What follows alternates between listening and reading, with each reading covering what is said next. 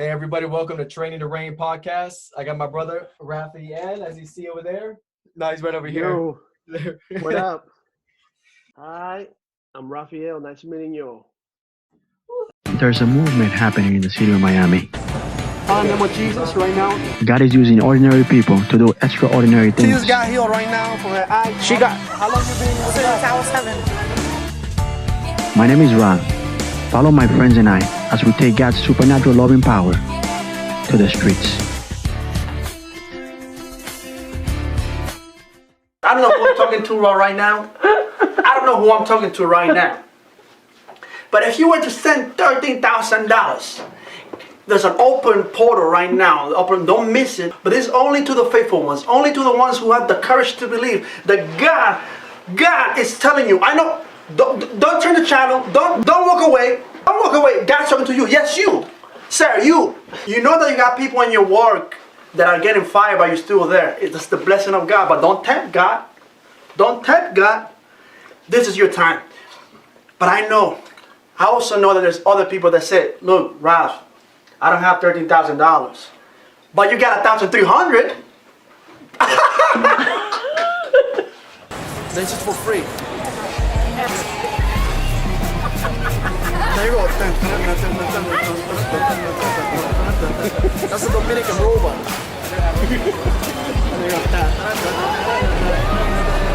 The Dominican robot for you, guys. And there it comes, Dominican robot. Oh, there's our lunch. Come on. We need our lunch. Come on. Man, we gonna eat like kings tonight. Dominican robot. Oh. Dude, you're gonna so be on YouTube. You have no idea. You have no idea. Man, he has no idea. From now on, he's gonna be the Dominican robot. I'm just Rafael. As you can see, that's his character, my character. We're real wild. We like to have fun, and we're all about joy, love, and peace, and being creative. Yeah, definitely. Oh yeah. I like love, peace, and being creative. That's right. Oh, I like that. I'll take it. That's so true. You still got your beanie on? I got it. Yeah, right here. Yeah. That first Yeah, I didn't know we're gonna be matching today, bro. I know, right? Completely. This is the first time I've done this actually. This nice. I did this today. Yeah. Like the braids like this. Normally I just get cornrows. Take mine off. I've had this too. I've been sleeping with you got cornrows. Yeah. That's what's up. I just got like braids all over the place, You know what I mean? Like I had I normally cornrows. This is the first time I do like batch braids, but normally cornrows, Oh yeah. And I didn't have this. I've been growing my afro for maybe I don't know, like a whole year. Growing my afro. Yeah, it looks like that's when I was able to get it braided in the pandemic. I know, right? Yeah. I'm like, I gotta look good for this pandemic. You know what I'm saying? That's the truth. I feel the same way. I was like, you know what? If you're gonna be at home for some reason or for whatever reason, I'm gonna eat good. I'm gonna look good. I'm gonna sleep good. I'm gonna exercise good. Everything good. That's right, because at home is where they see you at. They're seeing us now at home. Yeah, man, exactly. There you go. Yeah, this is perfect. I was like, oh, podcast. That's awesome. Yeah, I know, right? It's really good for the, what I'm saying, for times like this. Yeah, it is. It totally is. So true. How are you doing with the pandemic as well? Or pandemic? Man, I'm like a homie, man. So like to me, it's like nothing much has changed except like you go outside and people are wearing masks. You gotta wait in line in the Publix, and people are getting into fights with Walmart. You go to Walmart, wherever you go, there's no toilet. Well, yeah. I thank God I got toilet paper a long time ago, like a big from Amazon, but so there's no dish soap. Sometimes you cannot get eggs. So that's kind of annoying, not getting, because people are just like, I guess, acting in fear, and they're hoarding everything. I don't know what, getting all the eggs I and know, right? all the toilet paper has to do with a pandemic or trying to stay at home. People think that I guess people are working and living with that scarcity mentality. We're like, we don't have enough. Yeah, I know, right? It is pretty crazy. They're like, I gotta get my breakfast or something. Yeah, it's insane. Yeah, I really just think that it's like the media, man. Straight yeah, up. Like, I know that there's things happening and people are definitely dying, and there's this people that are in the hospitals and all that stuff. But I think also the media does a great job right. at trying, Yeah, you're right. because I don't see them like reporting on the people that are recovering. There should be a number of, and they have like the number of deaths, and then it makes you kind of like think like a conspiracy theorist. Oh, You definitely know what does. I'm saying? Yeah, Like there's all these theories of like population control, and the African American community is getting hit hard, right. you know. But obviously, because there's like systematic racism in this country, and many different, so they, sometimes there's different reasons why, Yeah, that's totally like true. like I heard, they talked about the conditions that, like in diabetes, high blood pressure, all that stuff. But also there's like places where you go and if you're black, or anything in this country, and doctors might not give you the tests or the things that you need, Yeah, because they might there's studies that they said they're more likely to give it to a person that looks like them, a white person or whoever, right. than a black person. So there's a lot of things in this country that are being, a lot of the things in the fabric, the structure of this country that are being exposed Oh, yeah. uh, with this thing. The fear in the media, the fact that, like, as a society, not just in America, but as a society, like in the world, people are very robots. Like, we're cheap. Like, we're just kind of like getting line with whatever is happening. We don't know really what's going on. You know, like we said, you tell me how jump. I'm like, how high you want me to jump? Like, what I mean? Like, all It that is stuff is going down getting like that. exposed. So I think, like, for me, it's the weirdest time for me in the United States I've been here for many Yeah. years. It's the weirdest time ever, but it doesn't affect me as much. I No. just learn from it. I think I just feel like I feel bad for people, that are in fear, but at the same time, I feel like, hopefully good things are gonna come out of this. It is. It's definitely a symbol for the nation. You're right. That's the truth. Another thing as well, for people that were or are following your YouTube channel, and they see you out there and they go, "Where's Waldo?" or "Where's Rafael?" And yeah, what would you tell them you've been up to on your journey, and how things been going for you and stuff? Well, man, I've been doing really, really good, and I feel like I think I gave, like, I think I was telling you before. Yeah. I gave myself, I think I just gave myself permission to, like, disappear for a long, long time, and not feel bad, because I feel like before, when I used to, like, disappear and not put content, Mhm. it used to make me feel bad. I used to feel like, man, I got all these subscribers and these people sending me emails and Yeah. asking me this, and people, I had people on Facebook, people on Instagram, people on YouTube, people on Twitter, people just contacted me. Like, if I spend like a week and they see no post or no video or no tweet or no nothing, like, where are you? What's going on? Or and so I feel like, for a long time, when I was creating content to help people, to bless people some way, somehow, because the whole point for me was, like, from the beginning, that I started my channel to be a blessing some way, somehow. Right. I feel like, um, I had experienced some things, and I had something that I wanted to share with the world, and so I did, and then it started growing and growing and growing, and then after, when I started getting some people, even I will have people that will, like, inquire, like, where are you or whatever, and I also have people like, yo, like, demand, like, yo, I need I need some content from you next week, bro. Like, Oh, wow. I have people, for real, different Yeah. type That's of people. wild. Yeah. I have people on that I will pray for or talk to, and like say they wanted to Skype and things like that, and call me on Skype in the middle of the night, and like there's some things that I learned through this because I'm very accessible. Like Right. you say, hey, you wanna I wanna interview. I'm like, yeah, of course. Let's do this thing. That's I'm right. very accessible, and I always been that way. But towards like the time that I've been like um, uh, ghost or whatever you want to Oh yeah. call it. Yeah. Like it got really weird, with people like demanding this and demanding that, and at the same time, like I was telling you, like the culture and the consciousness of people when the whole election in 2016, it really turned me off the way people were attacking each other and online. And so around the same time, I was going into art conventions and comic cons and getting around other artists, and I got back into art and drawing and all that stuff. And after spending like 15 years without doing that, Mm. because I spent like a lot of years doing missionary stuff or going to places. Then I started doing the SOS, School of Sonship, and it was something that I was always going somewhere doing something, and it took like a lot, because like it was like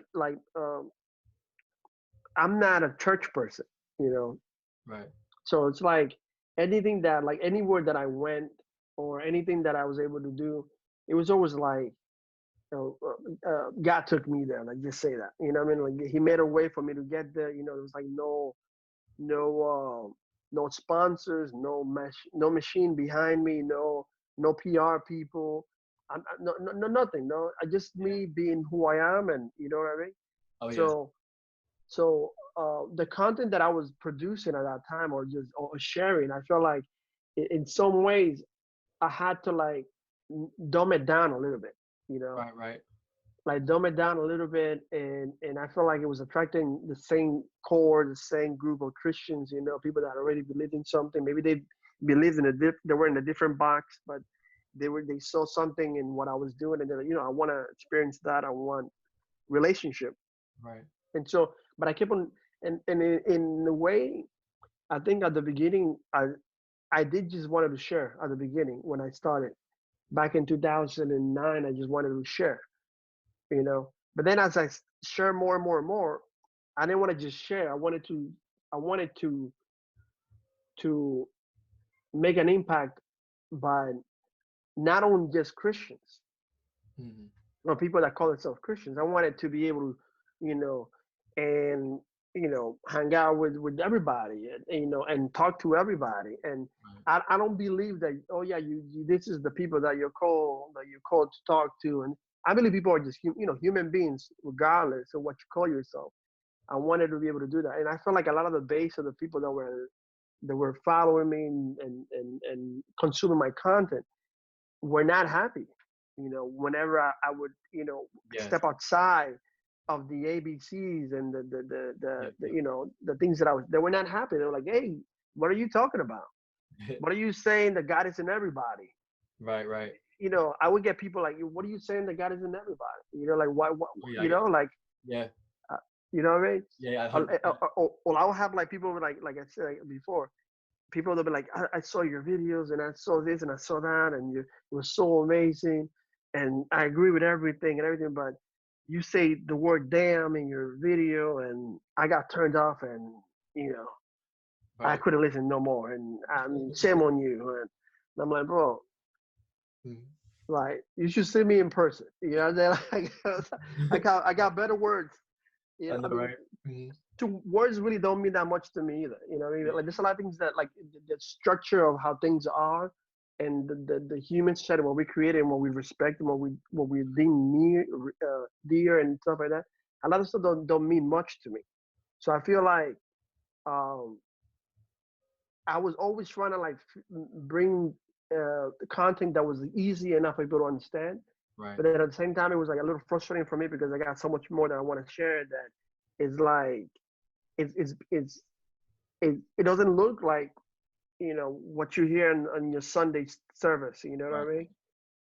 That's right. So, but I've been marinating, and I said to myself like if I if I, or not if, but when I do get back into creating content, it's gonna be maybe like a podcast, a podcast type of feel thing, where people can talk to, where I can talk to other people, where I can share long thoughts and put them out there, and not and just for the world, not for the Christians that are in the box, or the religious people, or just for everybody, atheists, Muslim, Ants and uh, aliens. there you go, angels and whatever anime characters, like whatever superheroes. Everything. Yeah, right. Yeah, Walls. Yep. For everybody and everything. yeah. That's So like I appreciate the people that generally ask those questions, that care about me, or they're interested in knowing where I am or what I've been into. I care about. I appreciate that. I don't take that for granted. There's some people that ask and they're just kind of like, they don't really care. They're just like, "Where's my content, man?" Like, yeah, where's my content, man? You know what I'm saying? like a fiend. Yep. I don't care. Like a fiend. Yeah, where's my content? Yeah, basically. Yeah. But I feel like also at the beginning, I feel like what I was presenting, and what, even when I started doing this street miracles Right. and praying for people in the streets and recording, I feel like nobody was doing that at the time when I started doing it and sharing the stuff. I feel like I search all over YouTube, Vimeo, everywhere, Google, for people that were doing that when I was doing it at the beginning. I'm talking about like back 2008. I started recording in 2008, but I started doing those things when I was 17. So that was 2000. To tell you how old I am, Yeah, exactly. Even that at the age. 2001. I started in 2001. Like you do it, like doing the stuff and manifesting, like sharing my love and whatever my relationship with other Yeah. people Right. when I was 17. And then I started recording like years later, like 2001 to then 2008. 7 years later, I started recording. I started uploading like in 2009. Wow. So then from 2009 all the way to like 2000 and I would say 2018 maybe. I was like recording and sharing and putting stuff out. So it was like 9 years of like sharing stuff, and it, I had I never did it according to, like, I wasn't trying to get followers. I wasn't trying to get an audience. I wasn't trying to. Obviously, I wanted the message and the stuff um, to be heard and for people to listen to it, but Right. it wasn't like I wasn't trying to get like amount. Like right now, like how things are now, where people are like in social media Yeah. and Yeah. they have a following and they're like their influences and all that stuff is like, that stuff is like pretty new. That stuff is like, that's like the last 4 years maybe it's a natural thing. Before it was like I'm sharing, and I know there's people, random people from around the world will end up watching it, and I made up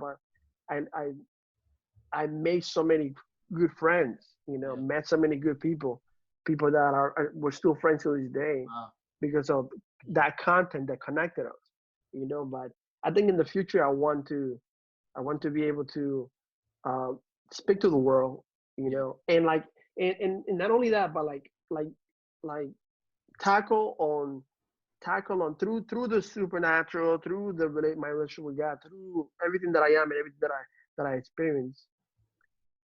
Um, I want to be able to do it in a you know in a way that, how can I put it, Yeah. in a way that includes not only that, but like the things that are going out there, I mean, social issues, things that the people are dealing with every day, because Yeah. I feel like sometimes, like, Practical these daily things. issues. Yeah. There you go. Yeah, yeah. But I'm saying, like, we have, like, for example, we got so many different things. Like we were talking about COVID-19. Yeah. You Yeah. know, like if you're out there right now and you have a platform Yeah. and you're not talking about COVID-19, most people don't want to hear what you're saying, because that's what's in the mind of every person right now. Yes. Every person who's like going through this, and people are being affected in different ways.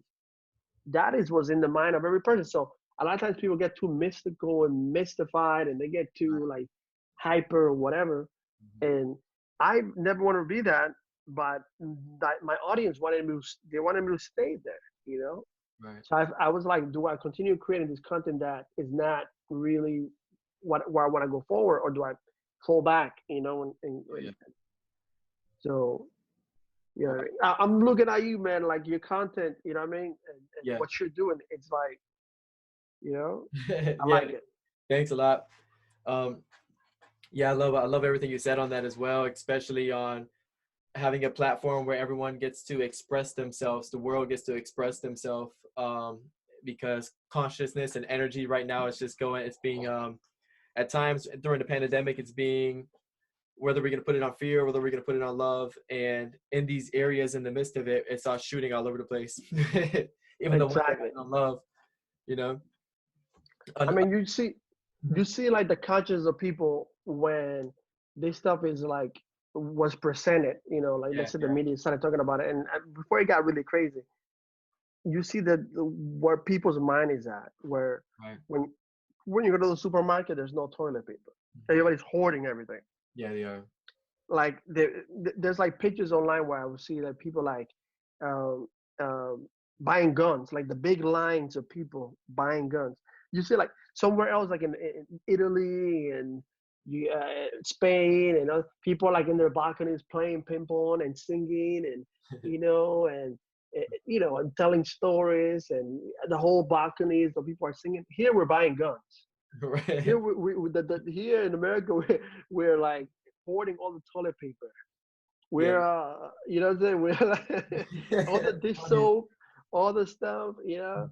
So like all that stuff, there's a different consciousness here, you know, and I Yeah. think it has to do a lot with like the fabric of like, the way that capitalism is, like I was saying before, like off camera, the how the hustle, you know, the idea of hustling and all that stuff, it affects people. And now that people can't hustle, people have to be at home, or the people have to like look at things that they don't want, like things that maybe they took for granted and appreciate.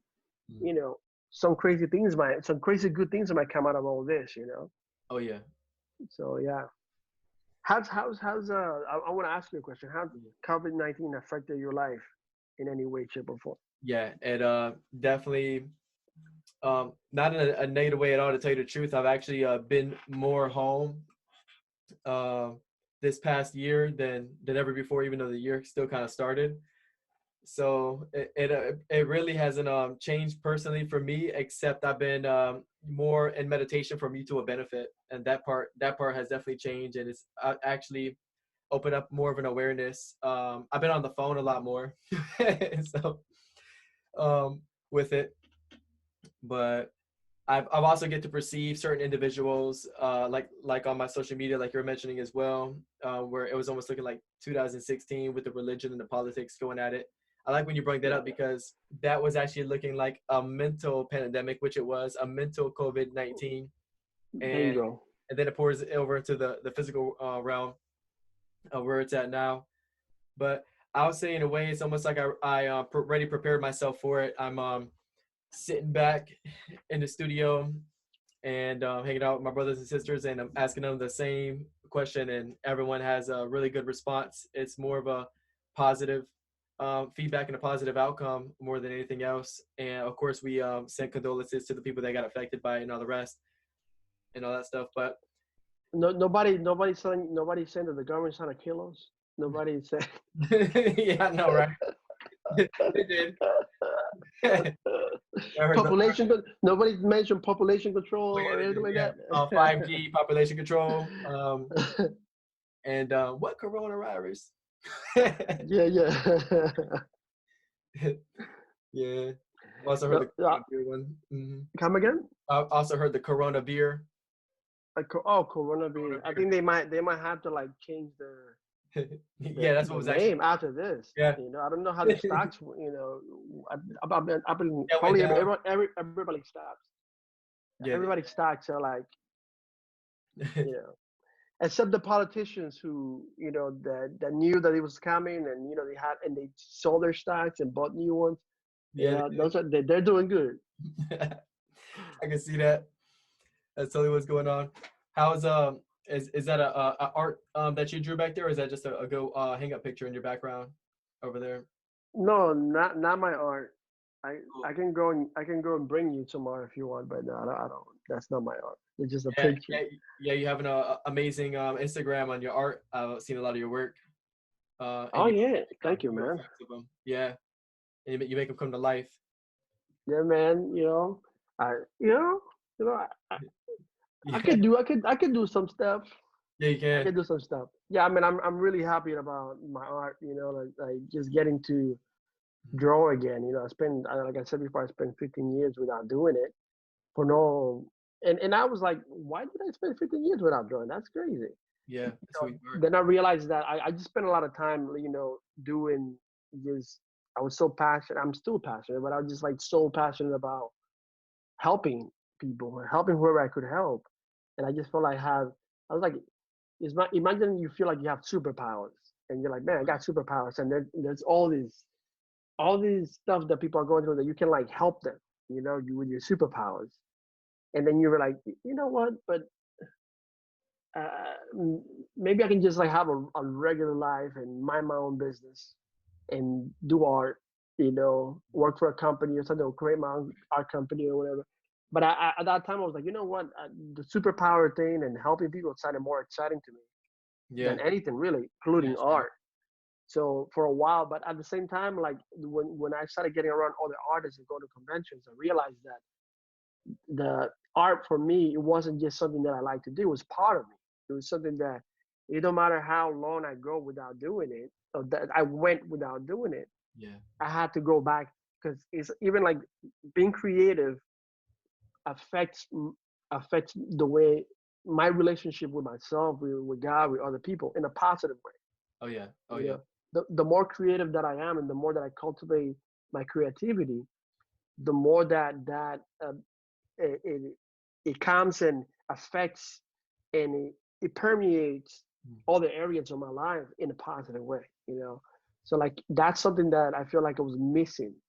So now, like, even forward, like creating content, I want it to be more creative. You know what I mean? I want to use my creativity, to attract, Mhm. to compel people, to Wow, bring people up, to bring them up. I Because love that. that's the That huh? it reminds me of it was like you noticed that you were lacking intimacy, and the moment you started having passion and of something that you love to express, you're like you were saying earlier, your DNA started getting encoded by love, and you just wanted to lift each other up and tell them do what you do that makes you happy. That is success, you know.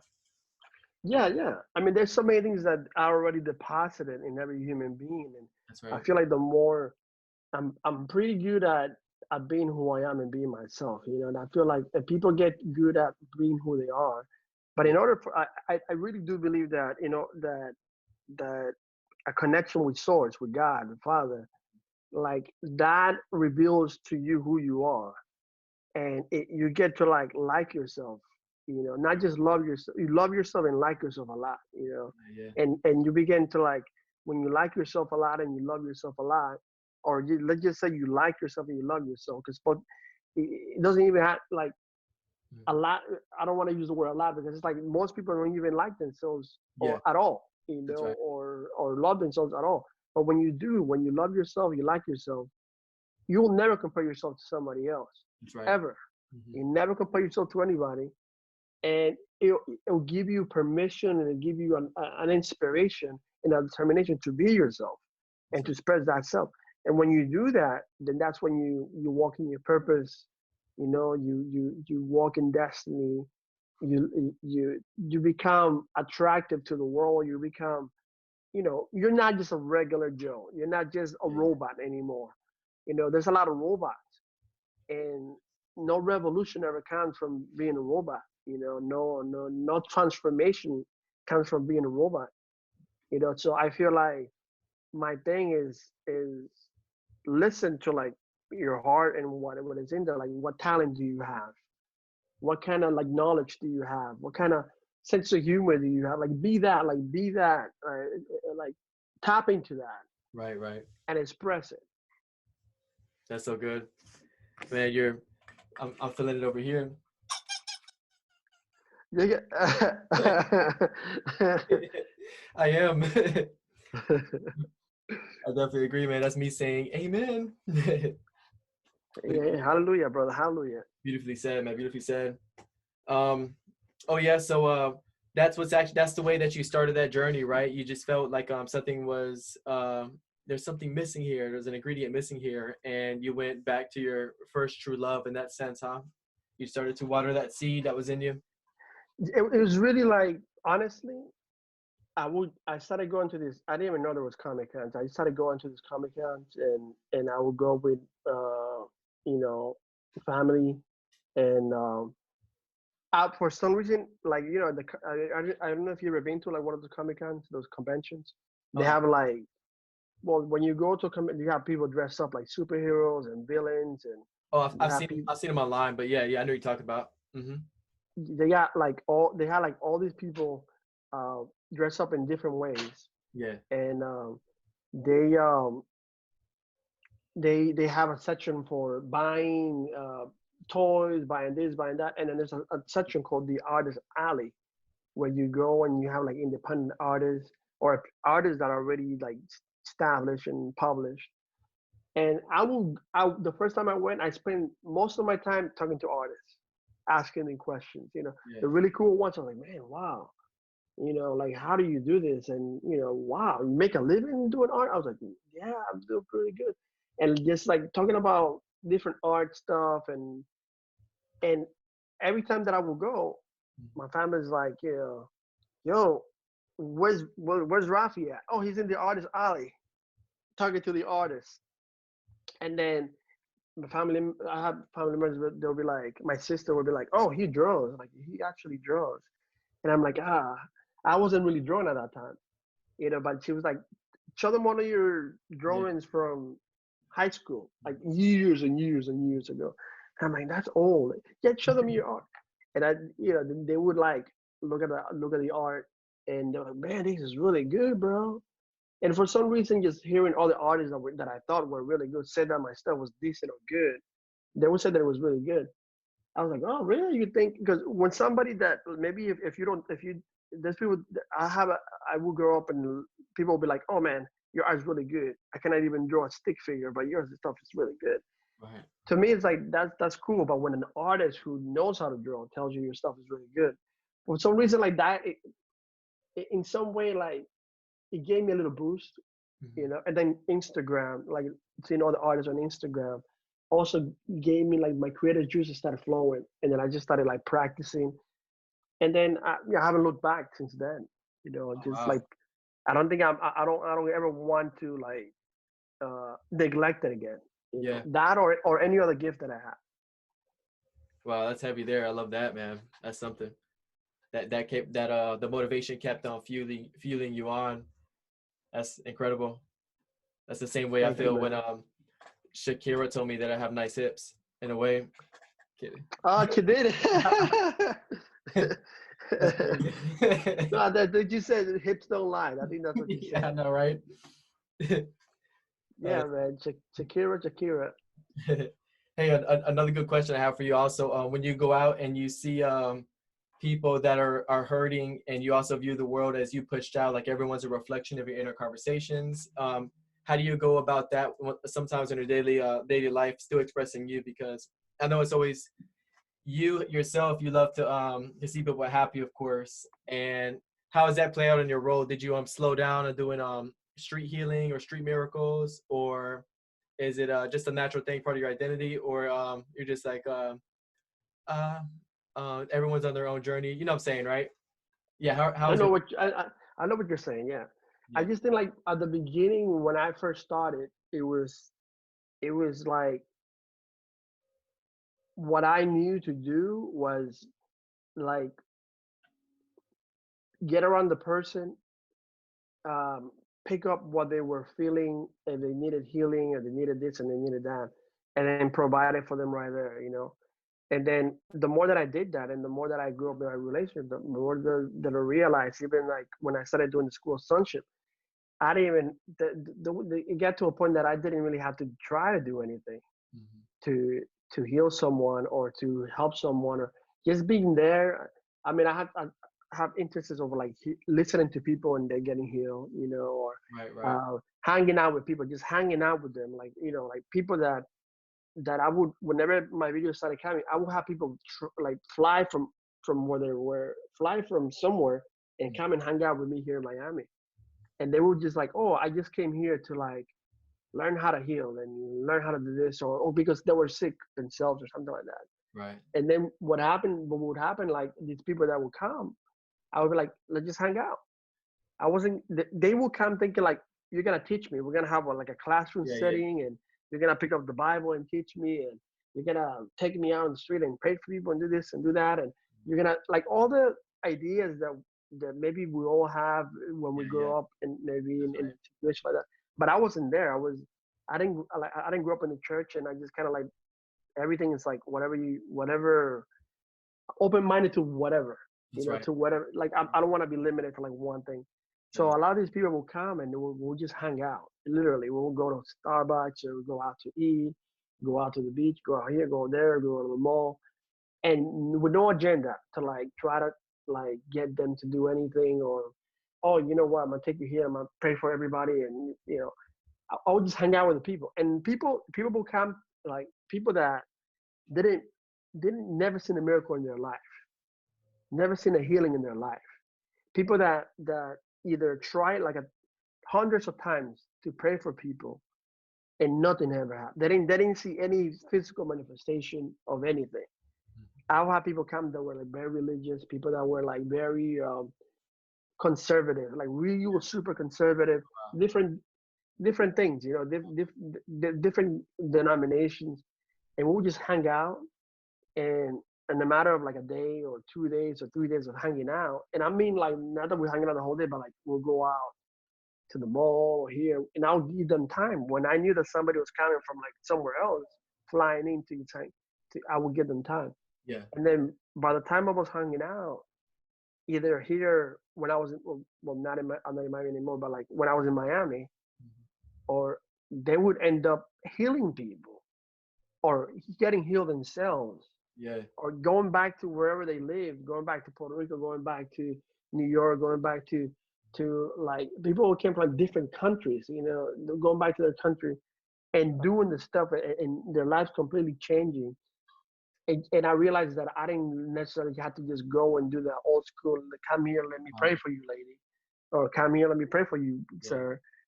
And so now, like, if I'm all of anywhere, you know, whether I'm, you know, like before it was like, I felt like I needed to record these things to put them online so people can see this thing. And then I don't feel like I need to record anything, but I just live my life.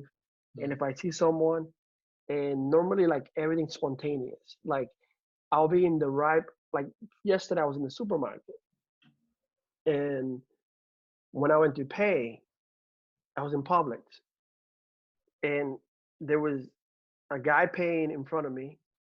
There was the lady that was the cash register lady in Publix, and then me waiting, you know, in line after the guy to pay. And the name of the lady, the name of the lady was Rafaela, like the female version of Rafael. Right. And then the guy that was paying in front of me, his name was Rafael. And then me that is going next after him, I'm Rafael. And then I struck that, oh, Rafaela. And then she's like, yeah. And then she knew the other guy. She's like, hey, his name is Rafael. I was like, oh, your name is Rafael? My name is Rafael too. So it was like two Rafaels and one Rafaela in the same spot, you know? And I thought that was like, okay, this is probably not a coincidence. You know, I never been in a situation where there was a Rafael and a Rafael right next to me, and I wasn't looking for them, and they were just there. I know, right? So then when the guy paid, for some reason I felt like the lady was like dealing with like panic attacks and fear and you know, mental issues and stuff like that. Yeah. And she was you know, there's a whole social distancing thing, you know, right now where people don't touch you, they don't touch you, you don't touch them, and everybody's 6 feet apart. Like when I go to the supermarket, it's like everybody's like 6 feet apart. Yeah. But I was like, you know what? I told her, I was like, yeah, I feel like, you know, you be going through this and that, and I just started telling him things about her life, and she started breaking down and crying, and then I just kind of like was like, I for lack of a better word, I prayed for her in the supermarket, and then she was like, oh my God, she started like breaking down, and there's like a line of people waiting, to pay, and I'm like here taking the line, and I did that, and it was something that it was like right there for me. So the more that I've been doing this, I don't look for those situations. They just Yeah, look yeah, for yeah. me. Right. Look for me, yeah. So like I don't have like a timetable. I don't have like an urgency or anything like that. Like I feel like if I did, then I would be like, I know, right? Yeah. I'm a piece, So whenever I go somewhere, it's like I'm not looking for like a situation to get into or whatever. It just finds me, That's right. They find, yeah. I love that. Yeah, you're not anxious for nothing, but you're remaining in the fruits. You're staying in peace. Yeah, before, like I would definitely look for people to pray for, and I would be like, oh, or I would like try to perceive, or be like, oh, show me who you need something, and I would like. Now I just don't. I just feel like when you're walking in love, you tap into everything, and you Yeah, and you're in the right place at the right time with the right people, right. and it's better because it takes away your. Uh, I don't think the ego is a bad thing, but it takes away like your I your don't either. your Yeah. You know what I mean? Yeah, It yeah. takes away like you're trying too hard, or you trying to like make something happen out of something that, and maybe your intentions are not. Uh, like I feel like whenever you're at peace and you're walking in love, your intentions are 100% pure. It's beautiful. Nothing can top that. Nothing.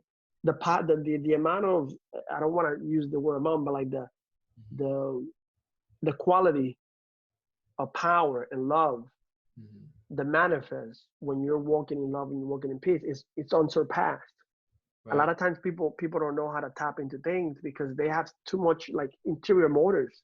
Right. You know, they want to be famous, they want a big ministry, they want people to respect them, they want people to know who their name is. Right. They want, like, I have no problem being in the background. I never had a problem being like hidden, and because for many years it was me and God, Right. you know, doing our own thing. Nobody knew who I was. Nobody knew who I was, and I was fine with nobody knew who I was. And so then at the same time, then when I was like a little bit, and people knew who I was, people like from different countries knew who I was. Like that didn't affect me in a negative way or any type of way. But then Yeah. at the same time, like now I've been like marinating and laying low, if you want to call it that, doing my own thing or whatever. Not posting so much online, like just say that. And I'm still fine with that too. I feel like whenever you have an agenda, like a selfish agenda, sometimes people like you see them and they look very driven, and they're like, man, this person is posting every day. This person is like doing this, and they're talking to this people and that person, and we confuse motivation with a selfish agenda. It's ambition of like wanting, because like if you're in this time right now, or let's say social media right now, I don't care who you are. Like if you think you're spiritual or you don't think you're spiritual, everybody's spiritual. What I'm saying, if you're cultivating that, through whatever meditation, prayer, love, Yeah. and you can easily get caught up in the facade or the spellbound, the matrix of like social media and getting On a attention and moment by getting moment basis, likes and left and right. uh, Yep. Yeah, on a moment by moment basis. people do it. I know people that do it. I know people that like they get up in the morning. The first thing they do is they get on the phones, and the last thing they do, it's like they do it and they're addicted to it. There's an addiction to getting people's approvals and people's attention. You Right. know, so for me, it's like I feel like anything that I'm doing, if it needs to be out there, like, and the masses need to know about it, then it's gonna happen. Right. You Right. know what I mean? Oh yeah. But at the same time, like I'm not necessarily, I've never been a shy person. Like I'm not shy at all. But um, I'm not like, I'm fine with being in the background. You know what I'm saying? I'm fine with like, you know what I mean? Like I'm a homie, I like being at home, or like, I tell people that when I used to go to the movies by myself. So that the other day I went to the movies by myself. Like before this whole thing started happening. Like I'm cool like that, like hanging out. Just like I don't necessarily need a lot of approval from other people, or if everybody's doing this, I don't necessarily have to be doing what everybody else is doing. I'm just Yeah, they call it like being comfortable in your own skin, or like being an angel. An angel doesn't go around sometimes and say, "Hey, you better believe in this belief system," and then fly out somewhere. It's unconditional, and yeah, just comfortable in your own skin, and not need anybody's approval. That's some real mature stuff there. I tell you what, there's times even myself on a moment by moment basis, or unconsciously, I got these programs in me that I get out with meditation. But I like what you said about the ego not being a bad thing. I've seen a video, you probably seen it before, of this guy that's speaking of the monkey mind, and he was saying you give the monkey a job about breathing or meditation, and he's like, tell him to breathe because he's always busy. He's I think he's a Buddhist or Tibet, but yeah, the ego is not a bad thing at all. It's a blessing to actually have it. It has to yeah. be I think it's like what keeps you from thinking that you're someone else. right. It's like what keeps you from I think that the idea that there's a lot of ideas that whenever you see religion, sometimes you have like a religion that you can say this is Christian, this is Buddhist, this is that, this is this, and sometimes people are always creating their own thing. Yeah. Right. Like the problem with I don't want to call it the problem, but the issue with um uh, not being authentic and being true to yourself is that you can easily pick up other people's stuff, things that have been said, like that are 1,000 years old, BC, whatever, all this stuff, and people are constantly picking up things that are not necessarily who they are, and they become fascinated by those things, and they become how can I put it? They see what they're thinking. This is who I am. These thoughts and this religion and these ideologies, all these different things. This is who I am. So, for me, if you want to experience love, if you want to experience power, if you want to experience joy, peace, wealth, ecstasy, all that stuff in life, the more that you get rid of all those things, the easier that it is.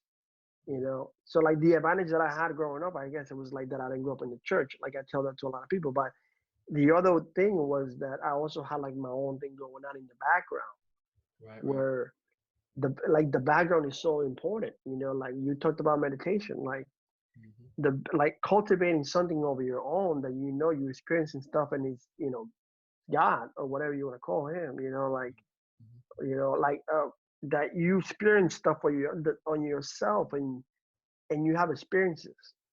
That is super important. And I think that sometimes there's so like teachers even that talked about the ego keep people from experiencing stuff, because then you have a confusion within you when you think, oh, my ego or my spirit. What is it? Is this coming from my ego? Is this coming from my spirit? I gotta kill my ego in order for my spirit to and all that stuff just confuses people. It is. Right. You know what I mean? If I had to kill myself so I can be myself, that I'm like, that's very confusing. Yeah, that's so true. And just like saying like this other stuff is not from God and this stuff is from God. I don't, what I mean? To me, like everything, like I see God in everything. Yeah, I see it like that too. If we're gonna use the term God, there's only one God, and He's right there. One. Man, you're saying it beautifully, man. It's so true. It definitely is. I had when we were not on video, when you were talking about yourself and your family, like the history of your family, you mentioned voodoo. Right. You said they came in through that, and then religion, and then you kind of got out of the religion. That's right. And I have like a really, really funny, maybe to some people funny, view of like voodoo and witchcraft and all that stuff. I really have like you know, I remember growing up thinking, you know, there's good and there's bad. There's Decepticons and Autobots and and Batman versus Joker. There's like this all this spectrum of things. And growing up, the more that I grew up, I realized that all that stuff that we have, we made it up. That's right. Like we human beings, we made it up. So like when it comes even something like witchcraft, for example, Yeah, exactly. It's you true. know, because there's people I've heard people like I talk to people, I pray for people, I've been in different places, in different countries, different places, and I came from the Caribbean too, where people experience some crazy stuff, Yeah, yeah. and a lot of times they were like negative. To them, they interpret it as negative, like and they're like, this is the devil, or these people are doing witchcraft, or we came from a culture of witchcraft, so these bad things are gonna happen. And I Yeah. remember that one time I was doing an SOS on in Sweden. Mhm. I was in Sweden, yeah, and there was a group of people, and one of them was a sister. She was she was African from Africa, but she lived in France, and she was actually cool. She was the first time I met her. She came with another with other brother and sister from France, and they were like, "Yo, Yeah. what's like Rafael? What they like knew who I was through the videos and stuff." Oh, cool, cool. And they're like, "Let's take a picture." I'm like, "Yo, what's up?" And she was like the only one who knew English, Mm. and the other ones only knew French, and they knew a little bit of English, but they knew French. Wow. And I was like, and I was trying to talk to the other guys that were there too with her, and I was like, "Yo, yeah, let's take a picture. Let's do it. Come on." And then I'm like, "Yo, what's?" They're like, "We watch all your videos." I'm Wow. like, I'm like, Well, that, really? But I was thinking like, how do you watch my videos if I'm speaking English and I'm actually speaking English with a like strong Dominican accent, that's right. Yeah. you know? And the only one that speaks English is her. And then, her English was good, she Yeah. had conversational English, but the other ones didn't. She's like, oh, and she told me, oh, we get together, them and two other people, we watch your videos and I translate what you're Oh, saying. So she was translating my videos to a bunch of them, and I didn't know that. I was like, I didn't know that somebody was in France doing that, I know, you right? know. Yeah. So when I decided that I was gonna have like an SOS in Sweden, a school of sonship in Sweden, she was one of the people that came. She wanted to come because it's kind of like close to there, like Europe and like close to Yeah. the Scandinavia. So she came and she asked me a question. She said, "Look, growing up in Africa, I used to do witchcraft." She's like, "Oh," I'm like, "Tell me more." She's like, "I used to have this gift where I used to like look at the water and tell people their future, like read their present and tell them the future and read people and prophesy to people, like just looking at the water." And people used to come to her, and she was a little girl, and she would do it. Tight. And she said, and it was so easy for me to do it, to like just tell people like their life, and people will be like, "Wow," super shocked and Yeah. you know floored by what I was doing. And say I did that naturally. And she said now, but when I became a Christian and they told me that that I was doing witchcraft and that I was doing all this stuff and that I needed to like be filled with the Holy Spirit and that I needed to, you know, be able to prophesy through the Holy Spirit, not through demons, not through witchcraft. I try to do it. I've been trying to do it. I've been trying to hear God's voice. I've been trying to do this, and I'm using like Christian terms, just Yeah. Yeah. because that's what the That's terms right. that you use with me.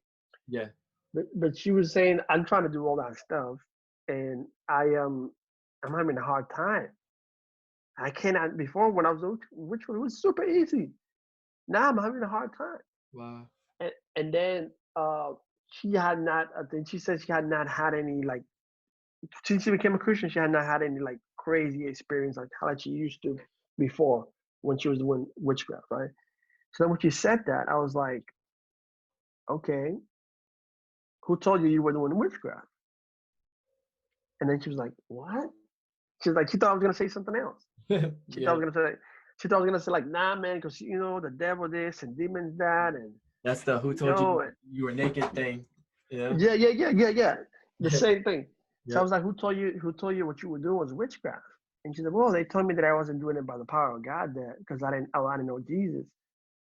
I said, well, there's not a time. I mean, God knows you. There's not a time that you haven't been in God. There's not a time where you haven't been disconnected. And those gifts are inside you from in the beginning, you know. Even before you get here, you got all that stuff. You're able to do all that stuff. You are all that stuff. So I told her, so when I told her, who told you were doing that? And she told me, well, the religious people who converted me, they told me that. And I was like, well, a lot of you ain't doing no witchcraft. You know, you can, and just having a conversation with her, I had that conversation with her, and I just basically told her, look, God's been in you, with you, around you, through you, since the beginning. That's right. You know what I mean? All that stuff that you were doing, and you thought you were doing it through some other source, you know, Yeah. you and God doing that stuff, you know. So I told her that, and we just had like a 5-minute conversation. And this girl said that she had not had any experience, and she had been a Christian for years. Yeah. Any crazy experience like she used to have before. We had that conversation 5 minutes, and then we had like the group of people. There was like, I don't know, like 15 people that came from different places. Some came from Norway, some came from Sweden, some came from Brazil, some came from other places. And they were there, and we were in like all sitting down on the floor, a bunch of those.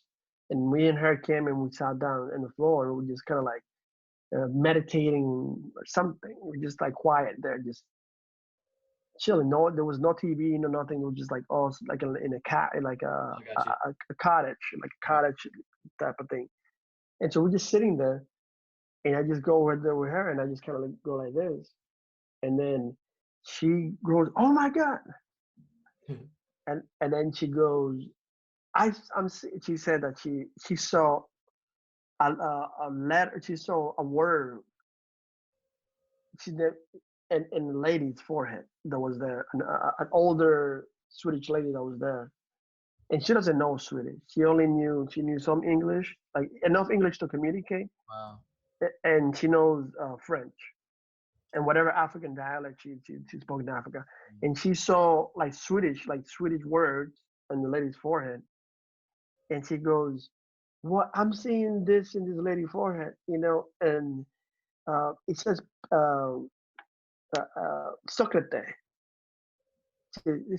She started to like Socrates. And she's like, she started like, saying letter by letter. Yeah, yeah. And then they were like, that's a Swedish word. Everybody, all the Swedish people and like Norwegians, like, that's a Swedish word. And I was like, and we were like, what does it mean? Because I don't know, you know, so she didn't know Swedish. They said, it means protection. Mm. And it was on the lady's forehead. Wow. And then the lady who when she said the word, and it says on your forehead, the lady started crying a lot, crying. And then she said, this is an older lady that came, and she drove 4 hours to be where we were. And she drove like her car was like her wheels, and her car was not like in good condition. And she had to drive. She's an older lady. Had to drive 4 hours back after all those were.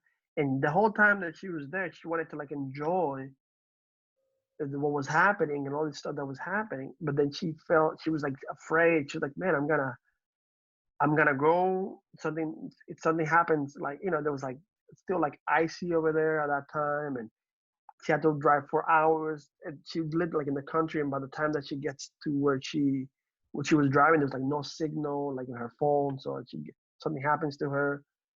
So she was like afraid, and she was like thinking about, man, like God, like I need you to intervene. Need you to tell me like you're gonna protect me. That everything's gonna be okay when I go home, when I drive those 4 hours or whatever by myself. And then the girl, she was thinking that, and then the girl saw the word protection in Swedish on her forehead. And all we did was have that conversation 5 minutes before that. Yo, you thought you were doing witchcraft, you were not. And I was, you know what I'm saying? Who told you were doing that? And that single conversation, whatever blockage she had to like operating and I don't know what I call it, man. Yeah, yeah. Reality, that thing broke with a conversation. you know. So that's what I'm saying. Like to that point, to like the point that I was doing before, I'm not trying too hard anymore. Like I'm not. I don't think I'm not trying to do anything really. I don't have a plan. I'm like the Joker, you know. Like Yep. Oh you know, yeah. he said he didn't have a plan, but he did. You know. Yeah, yeah. I But know. I don't know if it's a good thing to compare myself to the Joker, but I like those Batman movies. You know. I do too. I do But too. Mm. you know what I mean? Like I honestly, I just feel like if you love, if you walk in love and you walk in joy, if you walk in peace, things will happen. Whatever needs to happen and whatever is waiting for it to happen. I'm not saying that there's no intention, and I'm not saying that you don't get like inspired and you do things and there's all of that, but there's also a a a part, like a missing part in a lot of people where you have to like rest. Right. You have to rest. Like if you believe something, if you really believe, if you believe in someone, if you really believe in your relationship that you got, then there has to be a rest in that, where you don't try too hard to like make things happen. Oh yeah, that's Like good. you know, like I've had so many things where miraculous stuff that happened to me that when I was not trying at all. I Hmm. wasn't looking for it. I wasn't looking for the blessing. I wasn't looking for the miracle. I wasn't looking for the healing. I wasn't looking for it. It just happened, you know, because I Enjoy. was there. I Right. just joined. There you go. Man, that's wild how all that stuff came together like that, where you were just being real, like a family member, like you said, and you just told her that no, that's not true. The reality is, there's nothing but God, you know. And they're like, wait, what? So what they told me was not true. Like, oh, it's not their fault. Don't be mad at them. They, decided to. They pretty much were ignorant to get into a system and got a little brainwashed, and that thought ended up being her reality. But that's wild. And then it goes on to the next. You guys go back to the college thing, and there's some videos that I have also where I just tell people their identity, tell them who they are, that you're a life-giving spirit, you're the light of the world, you are unconditional love, and you are me and I am you. And people that haven't accepted that before, all of a sudden you see like these orbs come off their head, and then a bunch of other ones would start hitting them and stuff. And then they're able to, just like just being around the I guess we call it the truth, reality of what's real, loving on people and telling them that they're awesome. They have this seed inside of them. You know, that's amazing. That's so divine. I love the synchronicity with Rafaela Sandra. And now I'm kidding. No, Right. it's Rafaela. I think it was Yeah, Rafaela. I Just remember. you just put an A in at the end, and I know, that's it. right? I'm over here putting a CITA in. Yeah. Yeah, Yeah, you it's have a lot of crazy, miracle man. videos on your channels for other people too, if they want to go check them out, and things like that. And Come again? yeah, you have a lot of cool miracle stories and miracles caught on film, and a lot of amazing stories that will have people Yeah, catching so much joy. yeah. I decided to like keep that stuff in there. Just keep it for people. And so they can see it. And maybe you compare it to the new stuff that I'm gonna be Right, bringing. exactly. Like I have definitely the idea of I know that, like I was telling you before, this is the wave. Hmm. Like telecommunications, internet, Yeah, podcasts. If in order for things to be different, the consciousness, the collective consciousness of the world has to change. that's right. And if you feel passionate, or anybody feels passionate about helping with that, let's just say you feel passionate about helping with that, and you feel like you have something to say, and you feel like you're coming from a place of like love, you just want to, love and walk in that and share that. No greater way than through, obviously there's there's the physical everyday life and how you live your life and all that stuff. Like I think that is what makes what you do, whether you have a podcast or you have videos or you have anything, what makes it powerful. The background stuff that you do, once you this is how I see it. Whatever background thing you got going on, Right. whenever you bring that to the public, whenever you bring that to the forefront, that becomes powerful if it's quality. If you have quality, you know, if you have quality relationship, if you have quality love, quality peace, quality. That shows in your words. That shows in the way you affect people, the way you attract people, the way that you help. You know what I'm saying? That you're effective in society and changing the collective consciousness. Yeah. Like right now, collective consciousness, like no matter what, like right now, people are manifesting fear and panic, uncertainty, and so people like you, people like-minded people who are tapped into love and walk in love, you can actively shift that That's right. and so like there's like if you believe in, let's say, in the stories of Jesus and Jesus going from one place to the other, like there's like stories in the Bible where like Jesus would like send the word and somebody was sick and he would like declare them healed from another place That's right. miles away and they would get healed. And if you take that, I always think that, like, if you take that concept and you see that it worked, that he sent the word and the person was healed when he said it, like if that concept was like just the only concept that was necessary, he wouldn't have to like go from one town to another town, from one village to another village, because like he actually went from place to place, like infecting people with that message, with that hope, with that love. People saw what he did and they also heard what he said. So like it's very important. Like I know I'm saying, and maybe I'm contradicting myself a little bit, that just because I haven't um, put out any content like I used to before, like it doesn't take away from the fact that I feel that it's important. It's super important, that if somebody has something good to say, some encouragement that you gotta give, some love that you want to share, some advice that you want to give someone, you want to be a brother to somebody, you want to be a sister to somebody, you want to be a mentor to somebody, or whatever it is, a friend to someone, do that, through video, like in person, online, whatever it is, do that, like do it. If you have the capacity to do it, if you're not shy, you don't need like you don't need like a, a super elaborate setup or anything like that. Pick up your phone and tell somebody, they're loved. Tell somebody that they're important.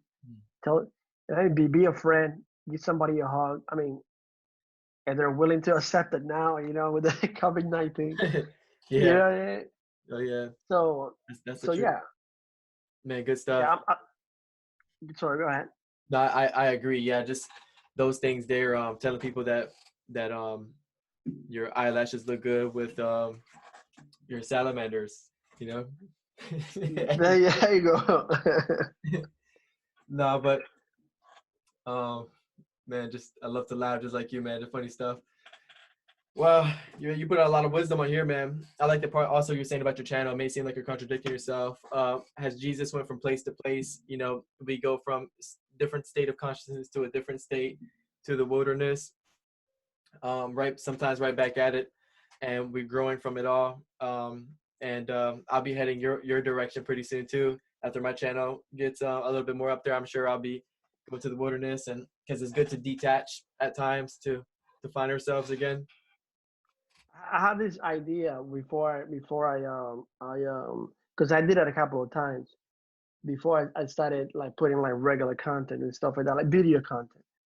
And I'll tell you the idea, and hopefully nobody steals my idea. Okay, I'm joking. You can take it. You can take. I share all my ideas. People take my ideas. They say, I'm like, they're all our ideas. You know what I'm saying? Like I don't, if you have, everybody's in God, everybody can tap into the same ideas. That's right. But I had this concept of like going around and just interviewing random people, and just kind of like, because like it's not hard to like tap into superpowers and like if I get around people, like I have like the weirdest thing happen to me. Like if I have like even if I wanted to mind my own business all the time, I really, I can't. Like, sometimes I'm pulled into certain things. I'll give you an example. Like one time I was in Starbucks, and I went to do some a website, and I was working on a website on Starbucks, and I used to get this like iced coffee, put cinnamon on it, and cinnamon and sugar and some other stuff, vanilla, Right. and I always get that, and I'm not allergic to anything. And I remember that I went and I had a big iced coffee, and I'm working on my thing, and I started drinking it. And right next to me is this girl also working on something, Mm-hmm. and I started having this like really crazy allergic reaction to like the drink that I'm drinking. I'm thinking it has to be the drink because nothing else is there. Yeah. And now I start getting, how people get like allergic, and they get all puffed up, Oh and yeah. Yep. my eyes were watery and itchy, and my skin and everything. I never experienced that in my life. Wow. And then I was like, you know what? I told the girl, I was like, hey, can you watch my computer? I gotta go to the bathroom. And I went to the bathroom to like wash my face and put water in my eyes and everything because the allergic was so bad, so bad. I looked like my face went like this, Mm. and then I was like, what the heck is going on? What in the world is going on here? I was like talking, and got in the bathroom, like, yo, what is this? Like, I'm not allergic to anything. And then when I said that in the back, I thought, oh, that girl, maybe that girl that's next to me, maybe she's allergic to cinnamon or something, you know. And then so I'm still have all the symptoms and everything, but I was like, I'm gonna go back. So I go back and sat where I was sitting next to her, and I told her, hey, thank you for watching my computer while I went to the bathroom. And I said, I know this is gonna sound weird, but for any reason or whatever, like, are you allergic to cinnamon? And she goes, oh my God, yes I am. How do you know that? That's crazy. Amazing what knowledge. Uh, Man, uh, presenting yourself as a living sacrifice for real. I was like, yo, this is not fun. I can just hear that she has or perceive that she has a Yeah. allergic to cinnamon, like, but just to feel the whole thing and go through that, I was like, I don't wish that on anybody. I knew that's what she goes through. Wow. But yeah, I was like, before I was like, allergies. And I see people like, they're coughing here or sneezing, or I didn't know how the feeling of how that feels, but those terrible allergies that I was experiencing. So once you say yes, I said, I know, I think you think it's gonna be funny, but I told her, like, I told the whole story. I tell people what That's it how I is. am. Oh yeah. Oh I yeah. don't shoot. I tell people what's up. So I Hmm. told the whole story, and I said, look, I think all this stuff happened to me because you're not, you're not supposed to be allergic to this thing or anything, and I just want to, you know, take that off your plate, basically. And she's like, oh wow, okay, what do I have to do? I Yeah. said nothing. Right. Right. I shook her hand. And then as soon as I shook her hand, all the symptoms left, Hmm. like left my body. They left everything. Wow. I just touched her hand like that. She was like, oh, that. I just kind of like touched her hand, and everything left. And then I said, I know this is gonna sound crazy. I told that he laughed. I say, um, take some cinnamon, like, put some cinnamon in your coffee. You have coffee? Yeah. I was like, oh, you sure? Yeah, put some cinnamon in your coffee. Like, you'll be fine. All this stuff is gone. She put some cinnamon in her coffee. Nothing happened to her, and she was like, whoa, Man, come on. you know. That's one of my favorite stories I've ever heard there. I love that one a lot. That's a great. That you heard that before? I don't know if I said this before, but No, I never heard that one. Just now, I just took it all in and processed it. I'm like, that's beautiful.